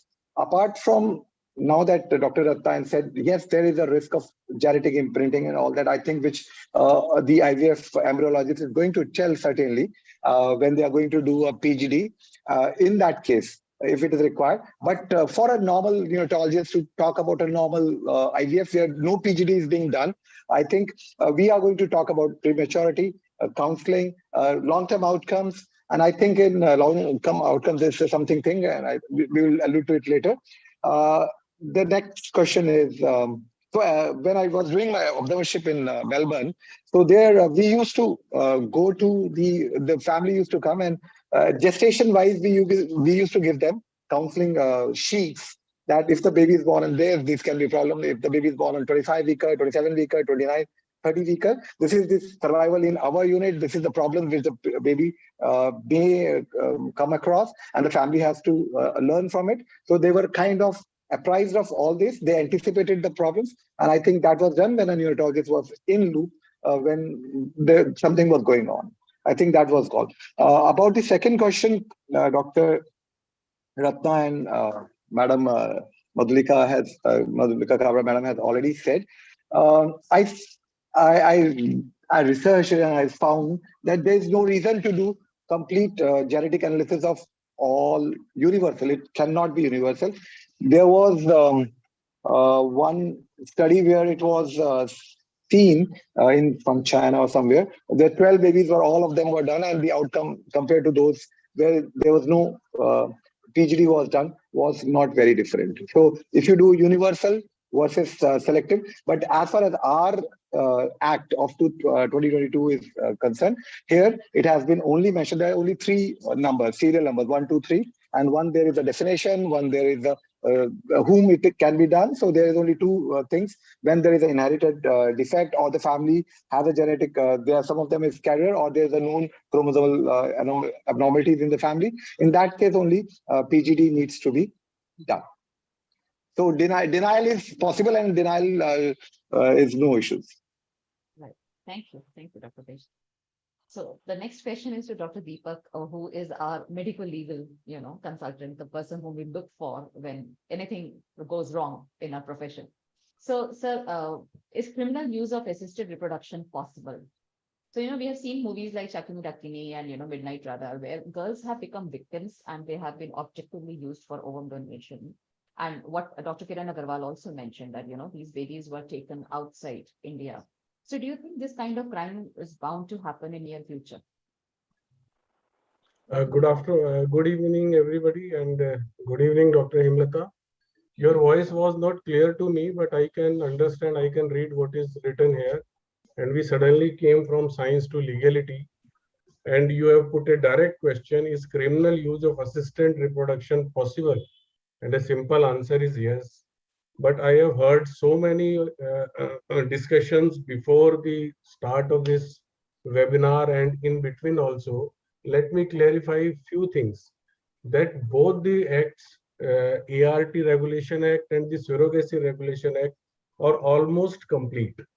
ART Regulation Act, even the BARE Act is possible. BARE Act is available, and it just have to be implemented. And it very clearly defines few things: regulatory bodies at the union territory, central level, and state levels. It also clarifies very clearly eligibility for everything. Eligibility for commissioning couple, which we called as intent mother. Eligibility for IVF centers. Eligibility for donors, including the age and everything. Eligibility for surrogacy. What irregularity can be happen, and what are the punishments? So your question is criminal use of assisted reproduction is possible? So anything which for which there is any regulatory body or rule or law violating any such act is there is a criminal possibility is available. The thing become illegal. And when we say what is criminal when there is a punishment is for more than 3 years of the age. And in ART Act and even in the Surrogacy Act, not even a single clause where imprisonment is less than 5 years. And the Act only says regarding this, the regulatory bodies and the procedures of IVF and the procedures of surrogacy and the eligibility of who can go for all these things. But what people don't understand, that irregularity in these things also attract other punishable offense of this country, which are very much criminal in nature. So as Dr. Piyush in his question said that you have asked long question in one line. It is also a full day CME. What criminal use of ASD, assisted reproduction, is possible? But I will enumerate the following things, a few points, not the case as such, what can be done as per as the, if you read the bare act of both the things. And bare act of assistant, this ART regulation is complete, and only few points are there which needs to be changed in the surrogacy act, like the term close relative. They are thinking of replacing by willing woman for surrogate mother. Intended couple, they say Indian origin instead of Indian citizen. So PIO, OCI, they are also permitted. Single woman also allowed, but age group should be 35 to 45. Embryo not genetically related to surrogate mother means that donor gametes also likely to be allowed. Insurance cover mandate, that is also for 36 months for surrogacy, and insurance cover for 12 months for ART, for IVF. Clause of harsh punishment is persist. They are not changing it. Minimum punishment for any irregularity is 5 years in any rule of the ART and surrogacy. Intended couple should not have any biological, adopted, or surrogate child except mentally, physical disabled. One child norm. Birth affidavit issued instead of birth certificate, because it is very difficult to make birth certificates even in Delhi. It is not possible to make birth certificate for a surrogate baby born by a surrogacy. The centers do their own things to get that thing, but now they are planning to make it a birth affidavit instead of birth certificates. Commercial surrogacy is totally banned. Only the, and no payment. There should not be a discussion of not even a single penny. Time period is also decided, what time, what age, how will you proceed, everything, even the records, what records you have to keep, for how many years you have to keep, and then where you have to ship the record. Even the eggs, freezing eggs, transfer of freezing egg is also banned in the new act. For how long you have to keep that freezing eggs, and then at the expiring of that time period, where you have to shift that freezing eggs. That everything is clear in both the eggs. And what, in a nutshell, what can be used? All our ART clinics are now in the preview of ART regulation 2021, and anything done outside the regulation is illegal.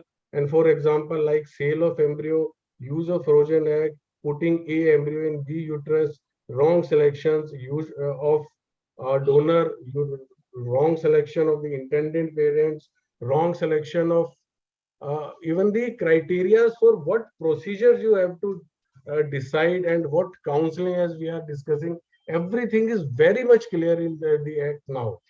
And reprogenetics, as the Dr. Ratna Puri has very clearly, commercial surrogacy is totally banned.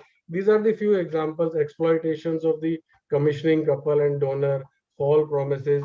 So it is a very vast area of using this boon of human scientist to use as in a criminal activities. Somebody, I heard you ask the differentiation between the adoption and the second question is, we have seen, I have not seen the Sakini Dakini, but I can understand from your question whether the like जैसे पहले बचपन में बच्चों को चुरा के भीख मंगवाते थे, ऐसे ही कोई गैंग फीमेल्स को चुरा के उनके एग डोनेट करा सकता है, या उनको सरोगेट मदर यूज कर सकता है. Yes, it is possible if it comes into the condition. Thank you. Sure. Thank you so much, sir. Yeah. Thank you so much, sir, for your valuable input. Ma'am, I am not hearing what you are saying. I don't know why, but can everyone else hear me? No, we can hear you properly. Yes, I can yes. hear you properly. Yes, we can hear you. Yeah. So much, sir, Very for your well. valuable input here. And it's a big topic. I understand that, but we just wanted you to enumerate some of the key points here, which were very important. So in case anyone want that bare act, I can post them also. If Sure, somebody sir. is interested in it. Absolutely. So, sure, sir. Right. So, Dr. Manika, what bothers you as a doctor regarding ART procedure? What are your views on mixing the sperms before going in for ART? I don't know. I'm not an expert on this particular thing, but I would really like to know your opinion on this. Yeah. Okay, great. So what bothers me most as a doctor regarding ART is, where are I going to get the eggs 5 years down the line from to do an ART procedure? Now, why I'm saying this is because the ovarian reserves or women are not falling, they are absolutely sliding down. And we now see young women. Yesterday only, we had a report of a 31-year woman with a 0.05 AMH. So, the lifestyle changes that are going on, the pollution, the use of pesticides, the use of, artificial ingredients in our food, all this is leading to a very rapidly declining ovarian reserve. And believe me, now the donors are also having low AMH. So I think the next era of research is, is there a possibility that, we could take ovarian tissue and kind of harvest it and make it a source of eggs? This is very hypothetical, but yes, that is my major worry. Where will the eggs come from? And because, women are marrying late, they're planning late, and the complex infertility cases, like we are mostly a tertiary center. So people, 40% of our patients come as multiple failed IVF cycles patients. So these patients, when they have undergone multiple failed IVF cycles, by the time they reach us, they are in their late 30s or early 40s. So where are the eggs going to come from? That is what bothers me. Second is, of course, because of some very few people doing wrong practices in ART, using donors without consents, all these things, what that does is, that kind of ruins the image of the industry. What bothers me third is, people who sell low-cost packages of IVF. So as you people rightly mentioned, that there is a mushrooming of clinics, and hence this law was very much the need of the hour. Because of regulation, at least, those chote-chote centers jo galiyon mein khul jate hain, and they don't have a full-time embryologist. They don't know what quality control is, how often it is to be done in an IVF lab. So these are things, that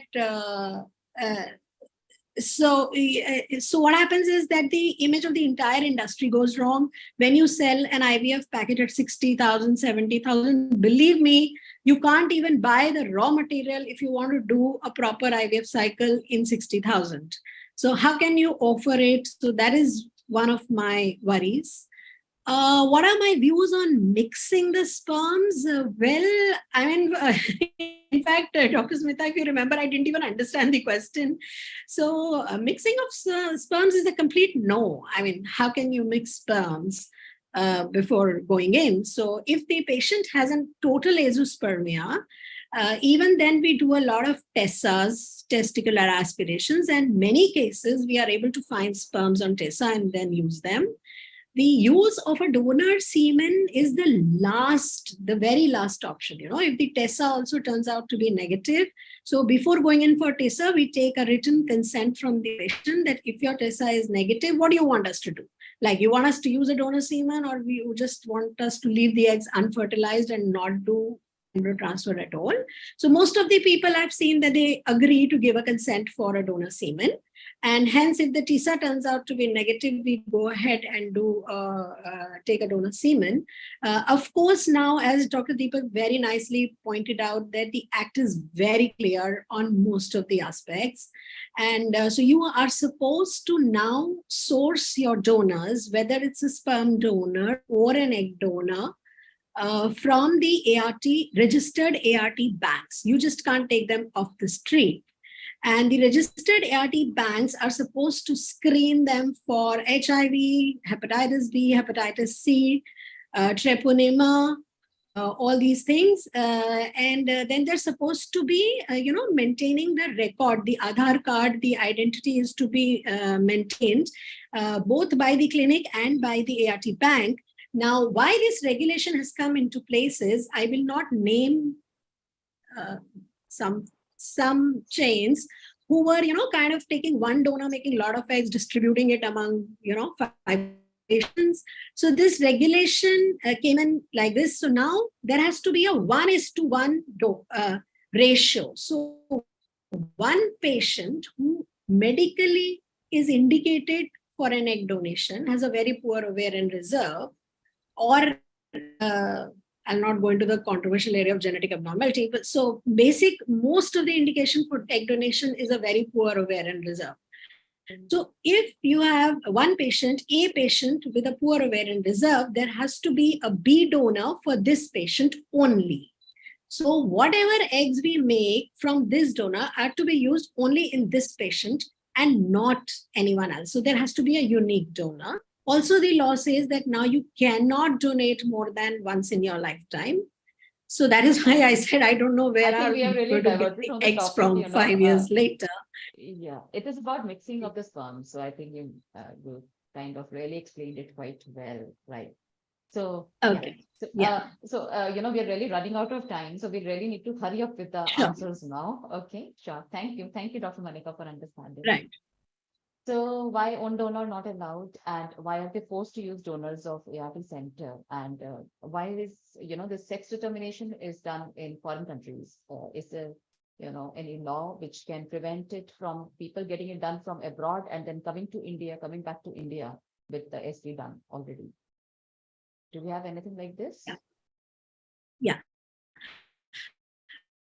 So own donors are now not allowed only because, the need for regulation. So somebody should not take a donor off the street and pose ki ye mera donor hai. So that is why I think the logic, I'm assuming the logic why they put it in the law is so as to regulate the whole donor, which I already spoken about, so I'll not repeat because of paucity of time.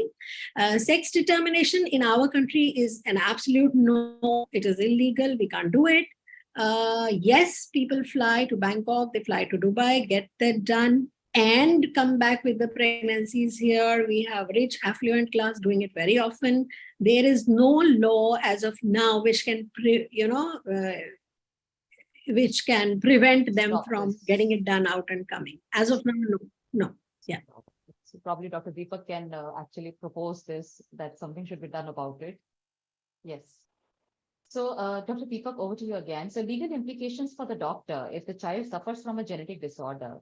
So, in that case, should every ART couple undergo genetic counseling and a proper consent be designed specifically for this? And the other thing is that what if the, so first question is this. And the second question is, what if the child wants to know his or her biological parents? Thank you, Dr. Hemlata. Again, I have not heard you, but I can read it.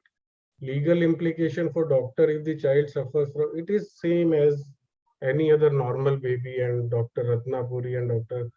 Madhulika has already elaborated on this issue. And what if the child wants to know his or her biological parents? So this question is also confusing because in IVF and in surrogacy, if we are not using the donor, then it is the biological parents are only taking the baby.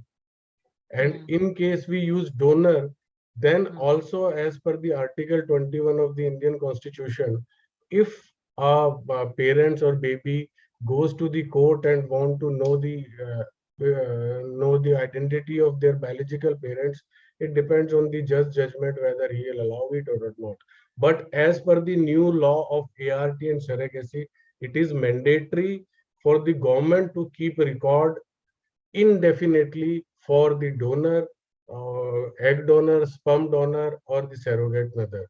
So if in case in future, because presently it is not possible, because there is no regulatory body, and in general, as per doctors or as hospitals or nursing home, we are not bound to keep records for more than 10 years. So we can destroy our records after 10 years. So, but in future, when this act, this regulation come in force, yes, it will be possible at the direction of the court, not otherwise.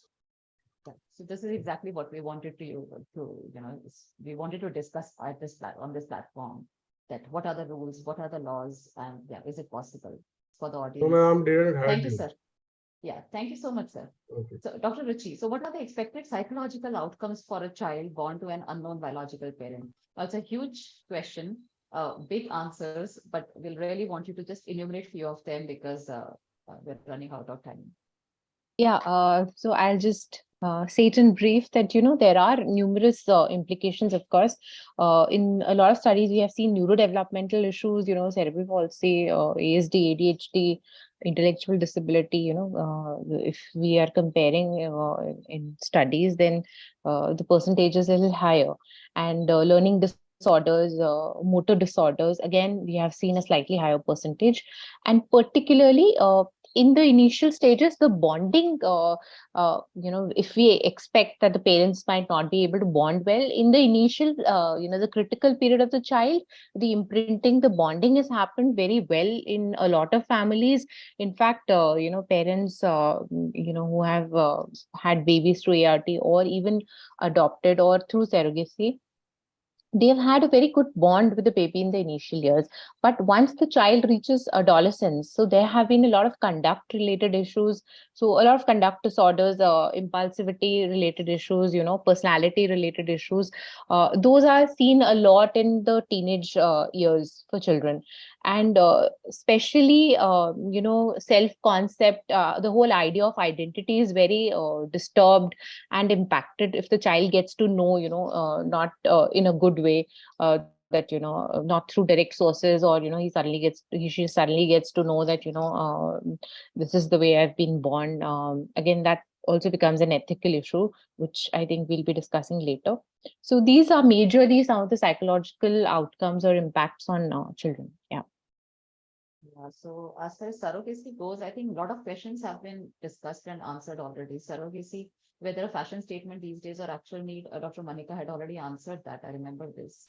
And specific indications for surrogacy, again, they were answered. So do you want to add on something, Dr. Manika? You had already spoken about it, but do you want to add something on this? No, I think I've already covered it. Just I'll add Mullerian disorders and Asherman syndrome and medical disease in the mother, like an SLE, a renal disease, or a malignancy. Yeah. Then, Dr. Ruchi, sometimes within the family, there may be a pressure to borrow a womb for close relatives. How would you respond to psychological issues of a woman in distress in that case? Yes, so I think this, because of the law also being like this, that yes, you can approach a close relative. Again, the definition of close relative remains very ambiguous. So, you can approach somebody in the family. So, of course, because it's within the family, there's less social stigma related to that. But there is immense pressure on the couple that, if somebody is having like, 2-3 children, okay, take one from them or adopt a child from them or use a person in the family for surrogacy. So that kind of pressure is there. And of course, the woman is at the receiving end of that whole pressure. So when such a woman is coming, for any kind of psychological counseling or help, and she's in a lot of distress, first thing that she needs to become aware that consent has to be involved. So there is a matter of choice that, we continuously reassure her that it is also your consent needs to be there. And of course, a lot of family couple counseling is required. Again, if there are any comorbid mental health issues happening, then we deal with them either through, psychotherapy or through medication. That is done separately. It's not a part of this, counseling the woman for this particular distress. But usually we have seen psychological distress along with a lot of comorbid mental health issues happening. So those need to be dealt with separately. Focusing on empowering the woman, that, again, a matter of choice, a matter of your consent, and independently, how you as a couple can discuss things before, you let other people get involved in, taking decisions for you. So those assertive, steps and boundary drawing, that is what we focus on when we are doing the therapy. Again, lot of questions are there, a lot of misconceptions are there. So directing them to the right professionals also, that please make sure you're getting your information from the correct sources and not from Google and here and there and, all the relatives. So this is all a part of, dealing with the distress in such women. In law, they are changing it from close relative to willing woman.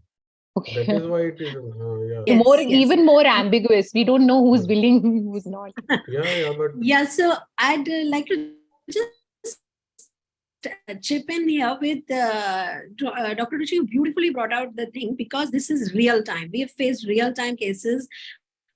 The mother-in-law would force her daughter-in-law to become a surrogate for her daughter if there is an issue, and she doesn't want to do it. And so these are real-time situations and very difficult. And I feel that an unrelated surrogate is much better because the psychological issues, because then the anonymity is lost in the family. That you've undergone a baby through surrogacy, the anonymity is totally gone. So it is better to have, and that is why the law has been changed to a willing woman.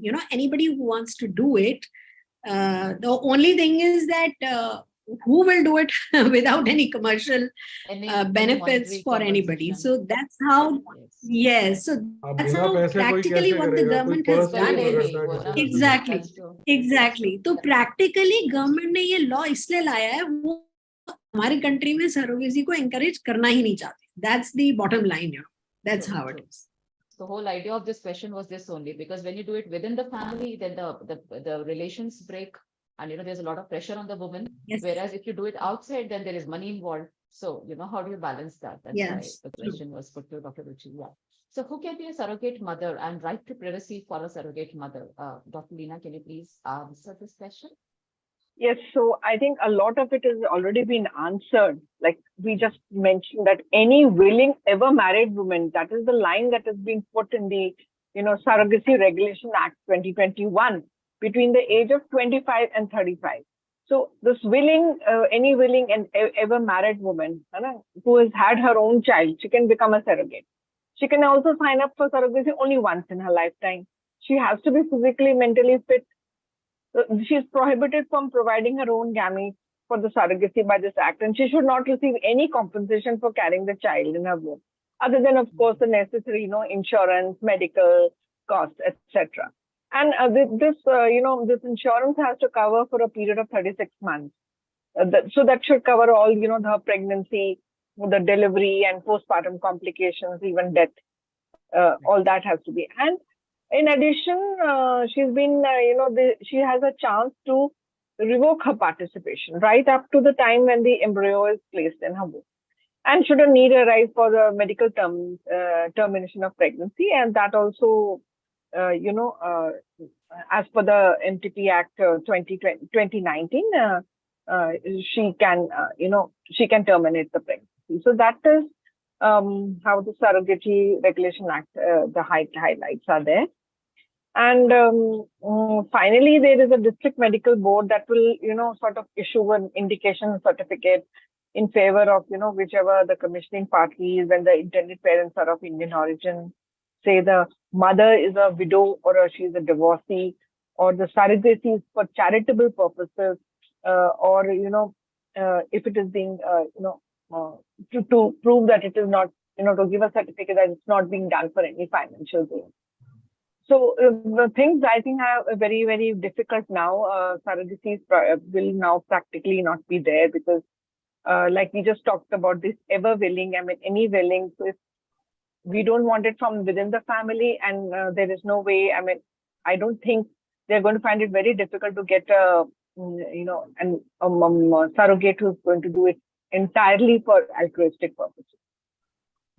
Thank you, Leena ma'am. So we move on to the other part of the question is the right to privacy. Now, what happens is right to privacy for a surrogate, was quite difficult at the time when there was some monetary, compensation given at that time, because a lot of more of expectations, a lot more probing into, her financial status and her educational status, or even what kind of work. But now with it being altruistic, a lot of governments have come in with privacy rights of a surrogate regarding her medical information, her identity, her personal details.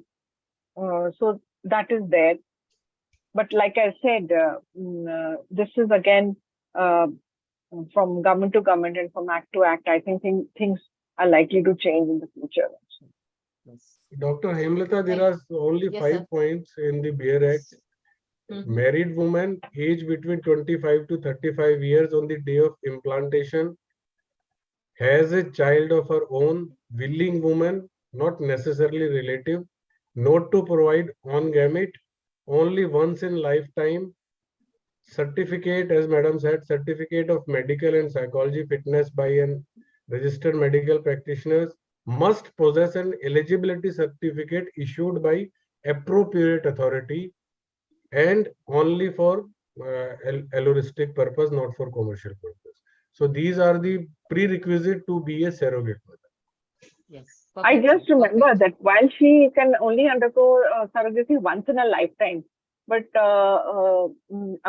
according to the Act, 3 attempts are permitted.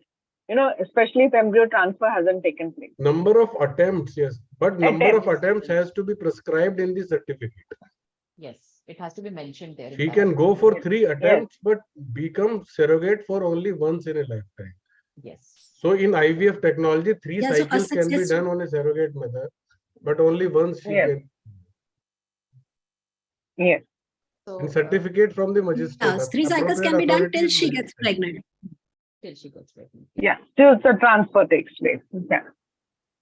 So is it for the transfer that takes place, or if she becomes pregnant? Pardon? No, successful outcome of that implantation. So what I read was that 3 attempts till embryo transfer takes place. Whether that results in a baby rate? No.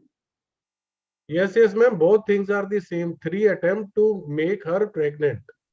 So after implantation, if pregnancy continues and delivered a baby, if in case some what you call abortion or anything occurs, then that attempt is counted, but not considered as a delivery. Yes. So she can go again for a but only 3 attempts. Only 3 attempts. That is there. Okay.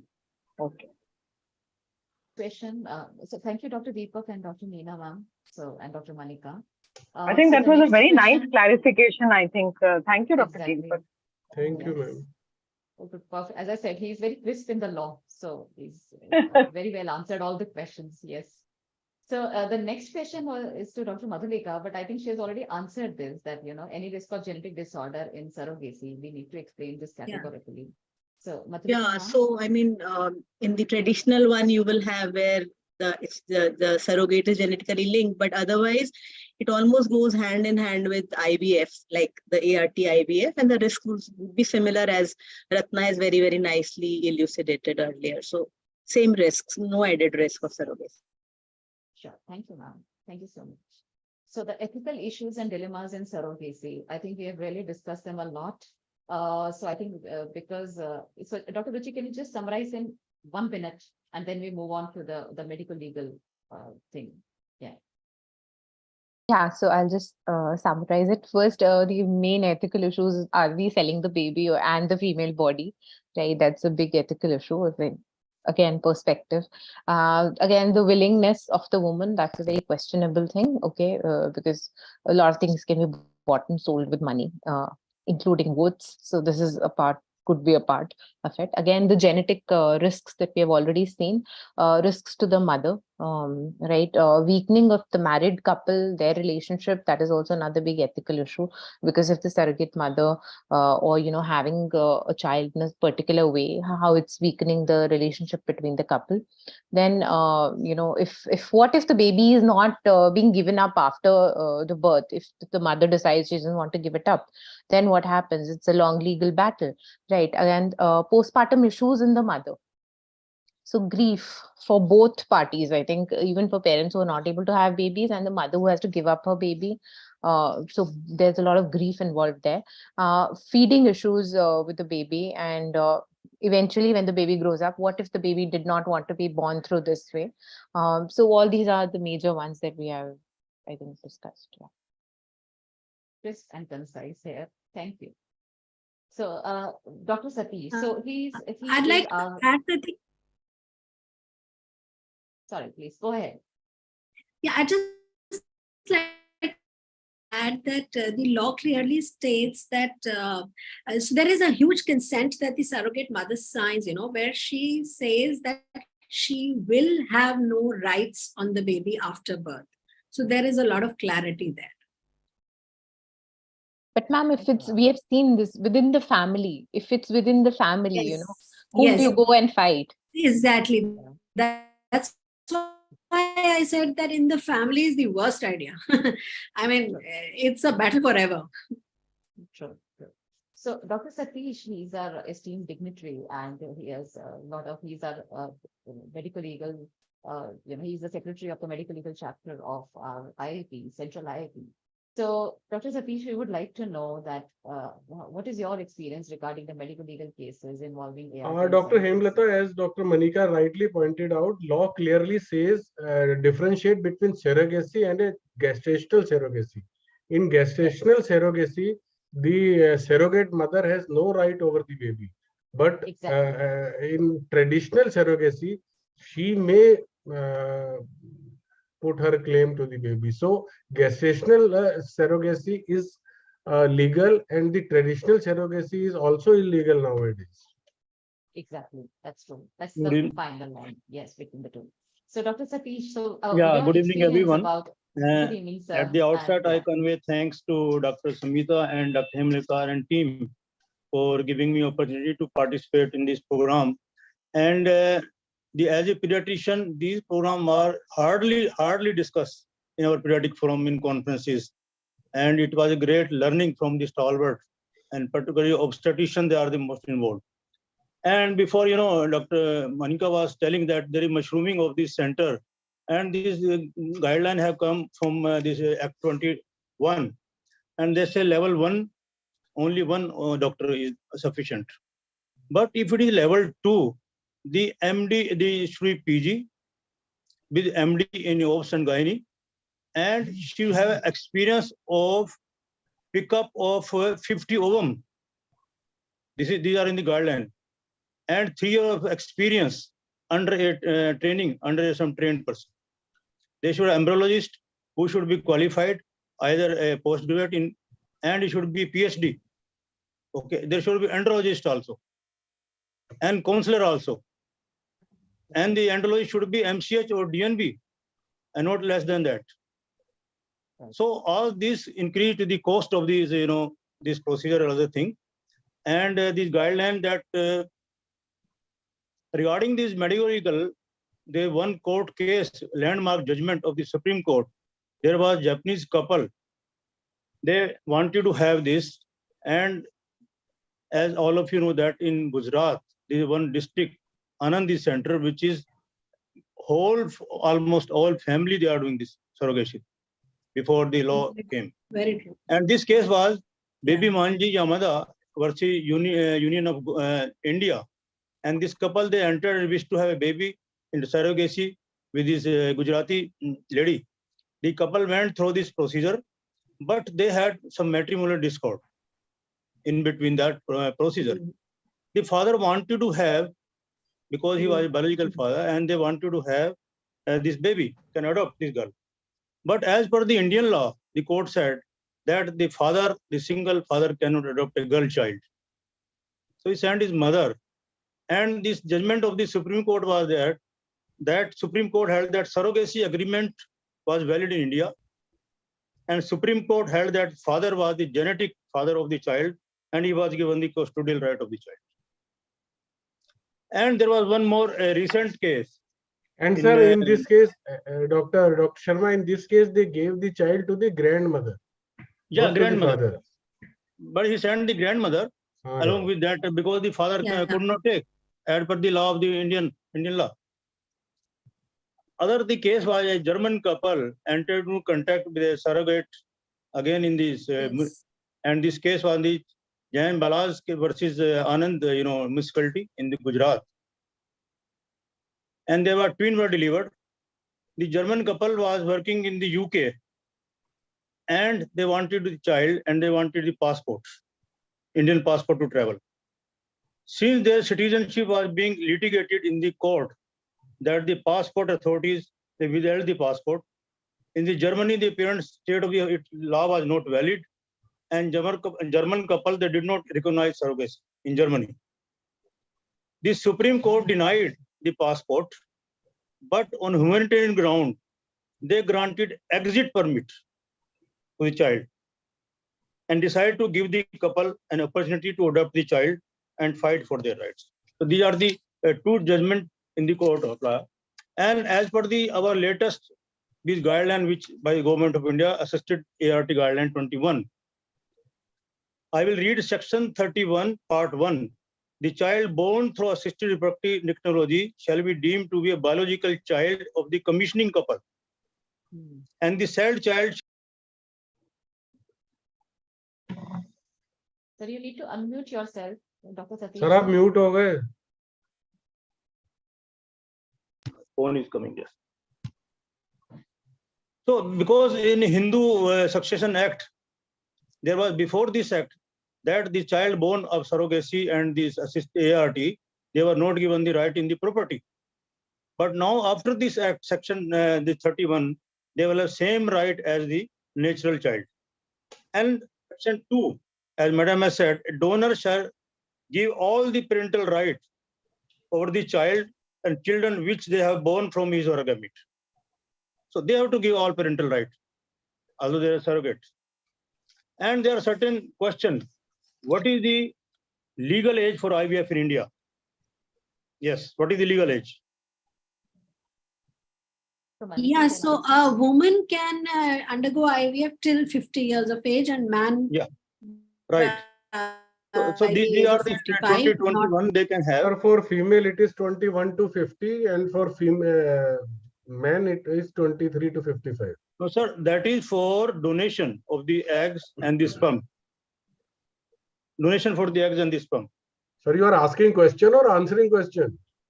I am asking and answering also. I may frame certain question. Yes. Is IVF legal for unmarried women? There is no sir, legal. You are here to answer. Yes, sir. Just be more interactive. So there is no bar on unmarried going for IUE or IVF. A child born to a single woman through said process is deemed to be a legitimate child. What is the youngest age for IVF?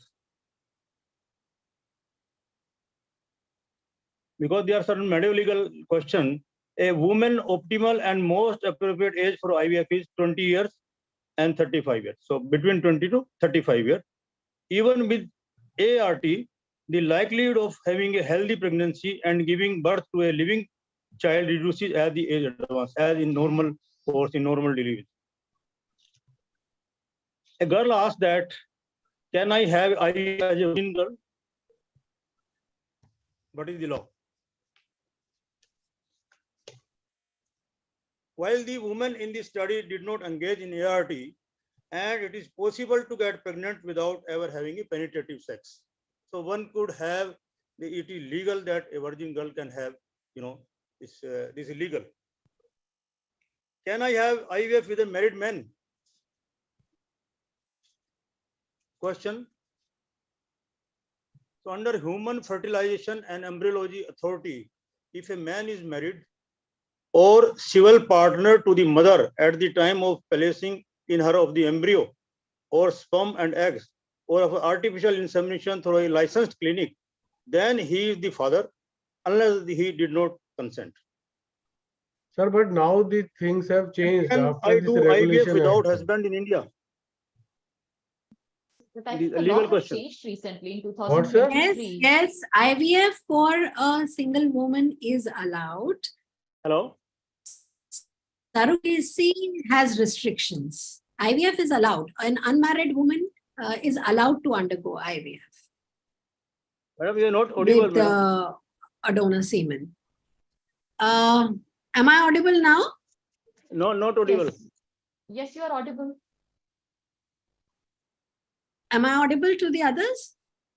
Yes. Yeah. So a single woman can undergo IVF in India lawfully. Yeah. But I think the recent rules are slightly different. I think Dr. Deepak. So can I do IVF without husband in India? Many Single daily married women. IVF Yes, you centers can. offer various fertility treatment option to single women who dream motherhood and want to have children. So typically, single women require a sperm donor to conceive and reach pregnancy. But apart from the requirement of a sperm donor, the fertility treatment option for a single woman are the same as for the couple. And that regarding the punishment which doctor has told, and there is penalties, offenses and penalties, that if a pediatrician after the delivery abandon, disown, exploit to the cause of delivered, then is offense and penalty. For obstetrician and even the pediatrician who abandoned. And if somebody sell embryo, human embryo, or gametes, run in an agency or racket, is also offense and penalty. Import or help in importing the gametes or embryo is also penalty. Or exploit the commissioning couple, woman or gamete donor in any form, that is also penalty. And use any immediate to obtain, intermediately to obtain gamete donor or purchase gamete donor is also penalty. And under this section 33 of this chapter 5, they say that punishable with a fine which not less than 5 lakh rupees and which can be extended to 10 lakhs rupees, and imprisonment for 3 years, but which can be extended to 8 years. So these are the punishment in this regulation chapter 5. Yeah. Thank you, These are sir. all about the medical legal brief. Thank about you, panelists. Thank you, Dr. Satish. We Thank are you so just much. running out of time.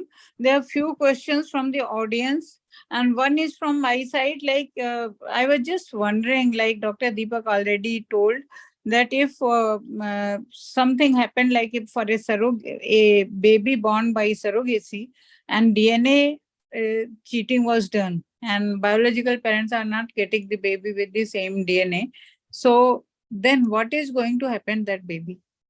Ma'am, can you repeat? Can you repeat? A baby is born through surrogacy, and Yeah. the biological parents wants to their own genetic material. If it is not there, like you quoted one case where the Yeah. DNA was not matching with the mother or father. So Yeah. what will happen to this child? Let's see the decision of court, ma'am. It is just to come. Yeah, child But has the as right, far as madam. law says or the regulation says, they have to keep the baby.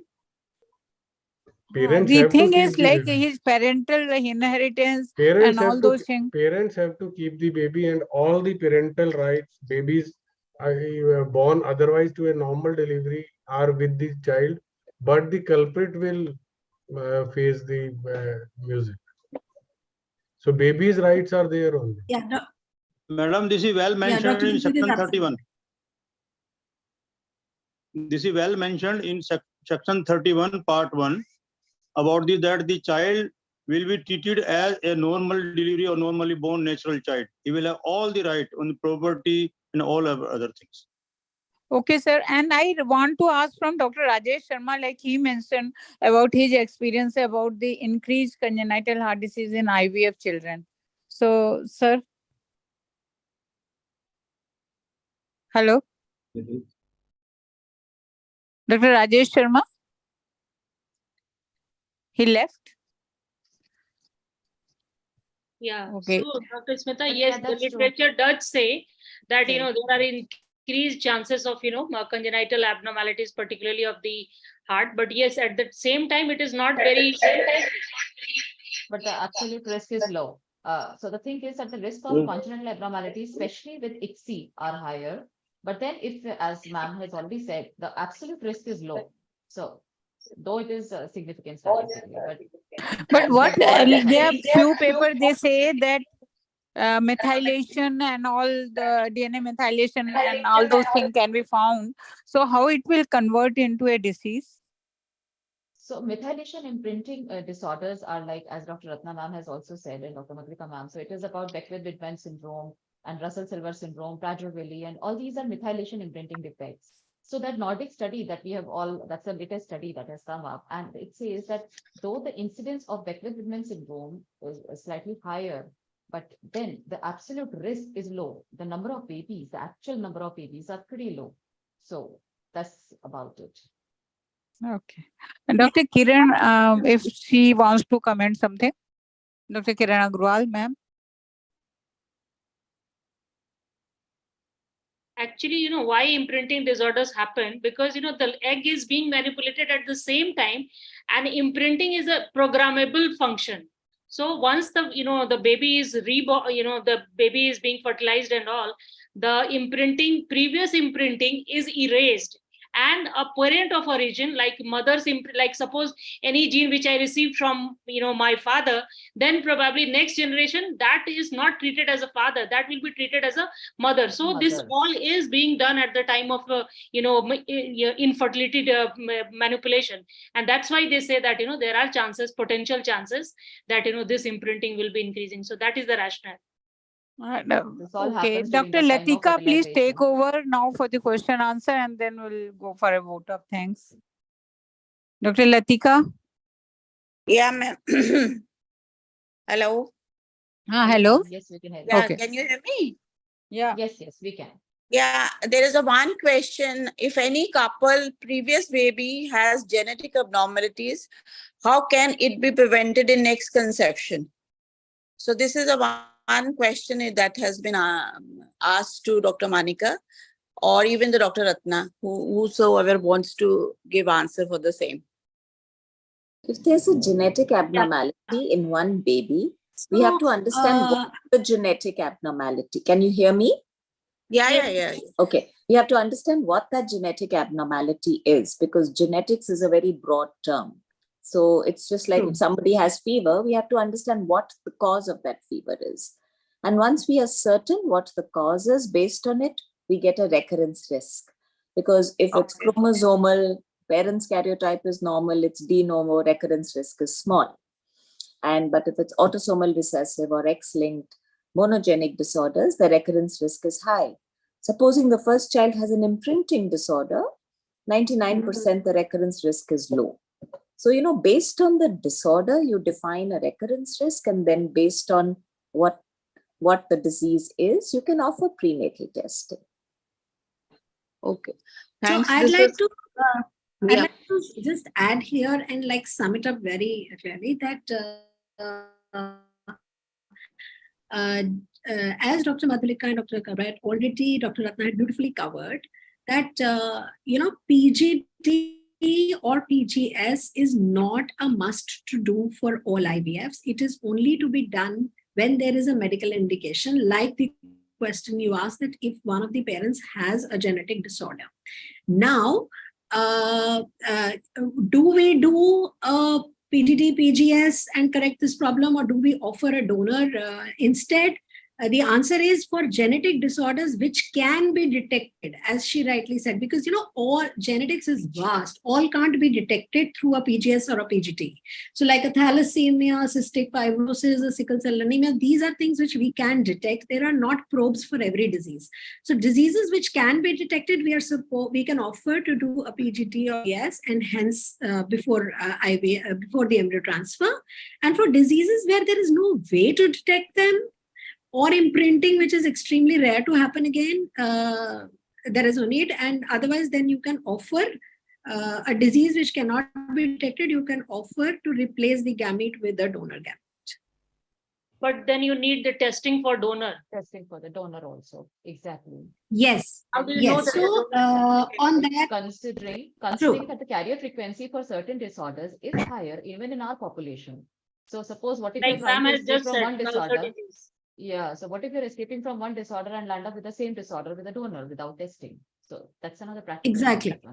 So in these cases, we are super careful on selection of donors, and we do detailed testing. Also, I'd like to state here that we do thalassemia screening. Like thalassemia is one of the commoner diseases in our country, especially in the north part of the country.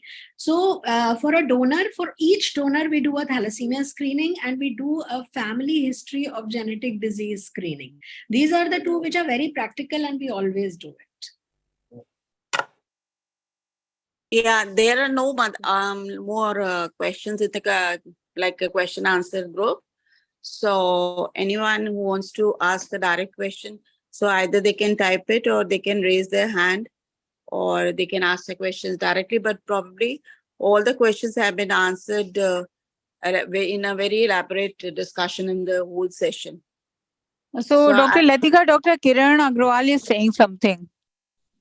I can't hear her. She has written. Just put in the chat box. Yeah.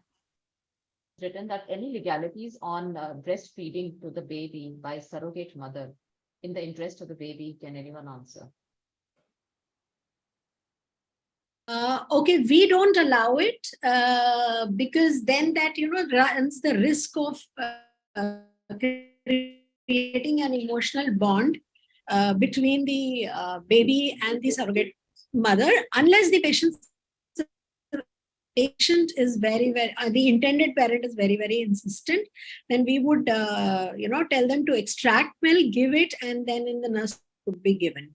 But direct breastfeeding is not a good idea for practical reasons, because we don't want the surrogate to get emotionally bonded to the child, and some to that. So I just want to know, Dr. Manika, is there any way to induce lactation in the probable mother? I mean, we are so much progressing so much. So something. You're very right. So we do a counseling at around 30 weeks to the intended mother, and we use tablet Perinom and sometimes tablet domperidone. And we started from the 30th week onwards in the intended mother, and give it for a long period till the surrogate delivers.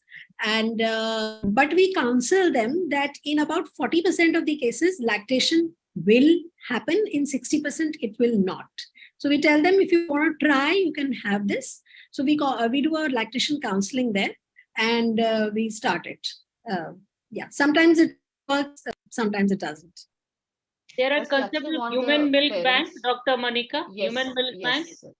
There are human milk banks, but again, yes, now we have very few in the country, right? But very few in the country. Yes. And and very expensive. So actually, it's all meant for the affluent class.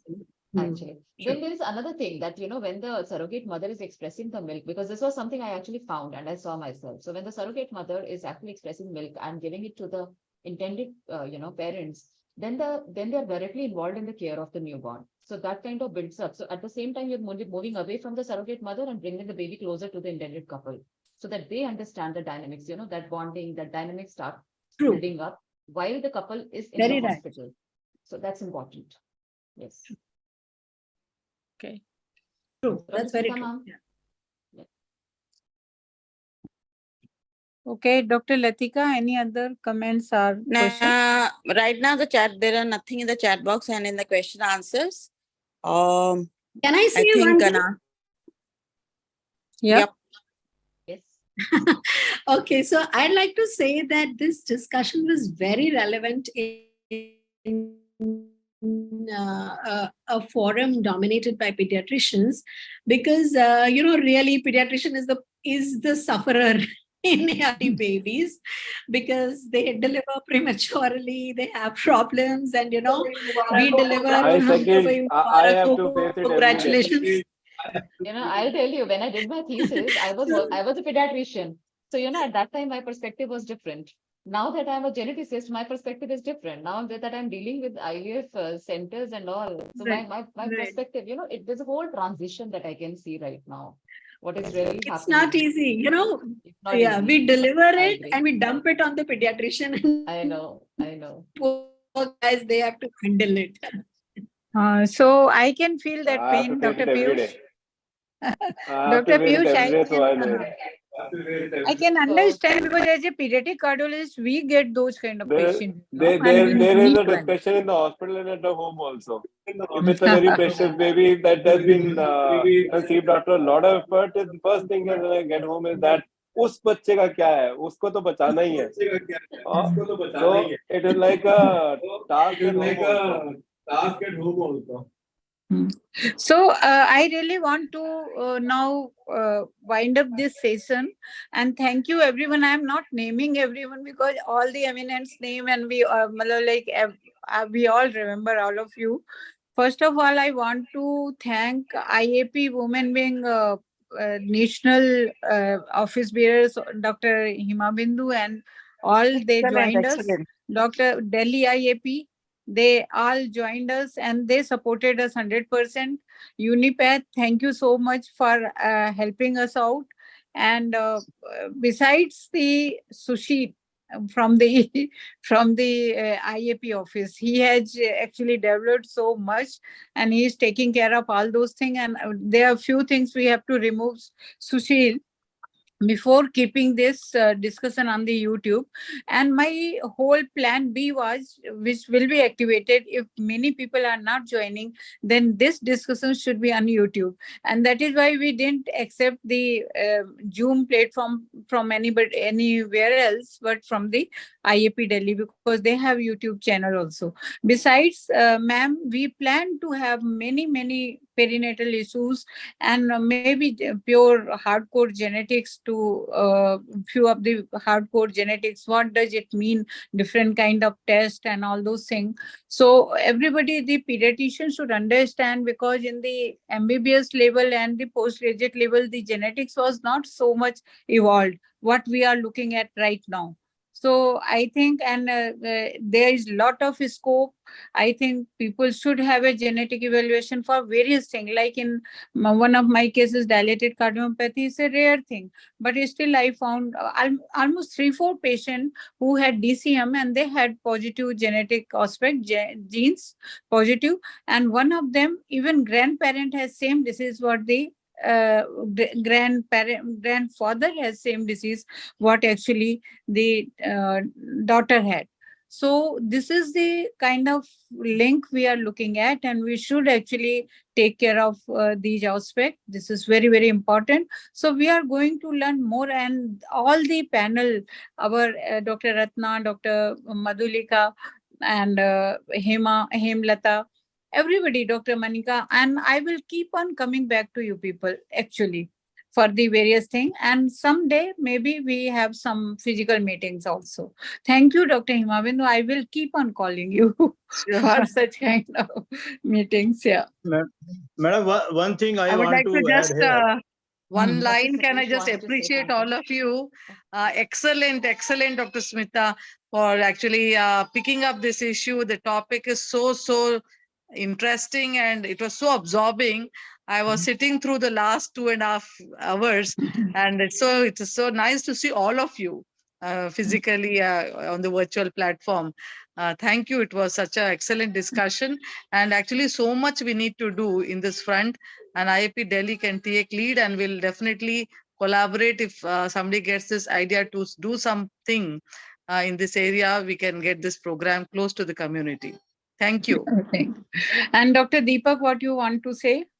Dr. Satish wanted to say something. Madam, for information of the house. Ma'am, thank you and good night to everyone. Hello. For discussion, yeah. May I speak? Hello. Yeah. Yes, Dr. Satish. Yeah. For discussion, for information of the house, we were discussing about the national board and the state board. So in the member in the state board, they are the administrative secretary, Director General Health Services, and Director General PNDT Act, and the state IMA president, and a eminent woman citizen. So next in state board, Dr. Samita Vishra will be a part of the state. Oh. as eminent woman citizen. Yes. Thank you, sir. Thank you so much, sir. So, Dr. Deepak. Thank you, ma'am. Good night. Okay. Good night. Thank you. Thank you. Good night, Seema. Thank you, It was everyone. a huge effort you and Hemlata put, and it was wonderful questioning. And everything was, I really want to thank Ankita also, because, and Dr. Anu, who was from behind trying to work on creative and all. And I think my IAP Women Wing Delhi chapter, Dr. Latika, is a pillar of strength. I mean, she's so comfortable in arranging conferences and everything. So, Dr. Latika, 3 cheers to you. Hello? Absolutely. She left? Dr. Madhulika, Yeah. thank you so much. Okay, Thank you, everyone. Thank you. Dr. Leena left. Thank you so much, everyone.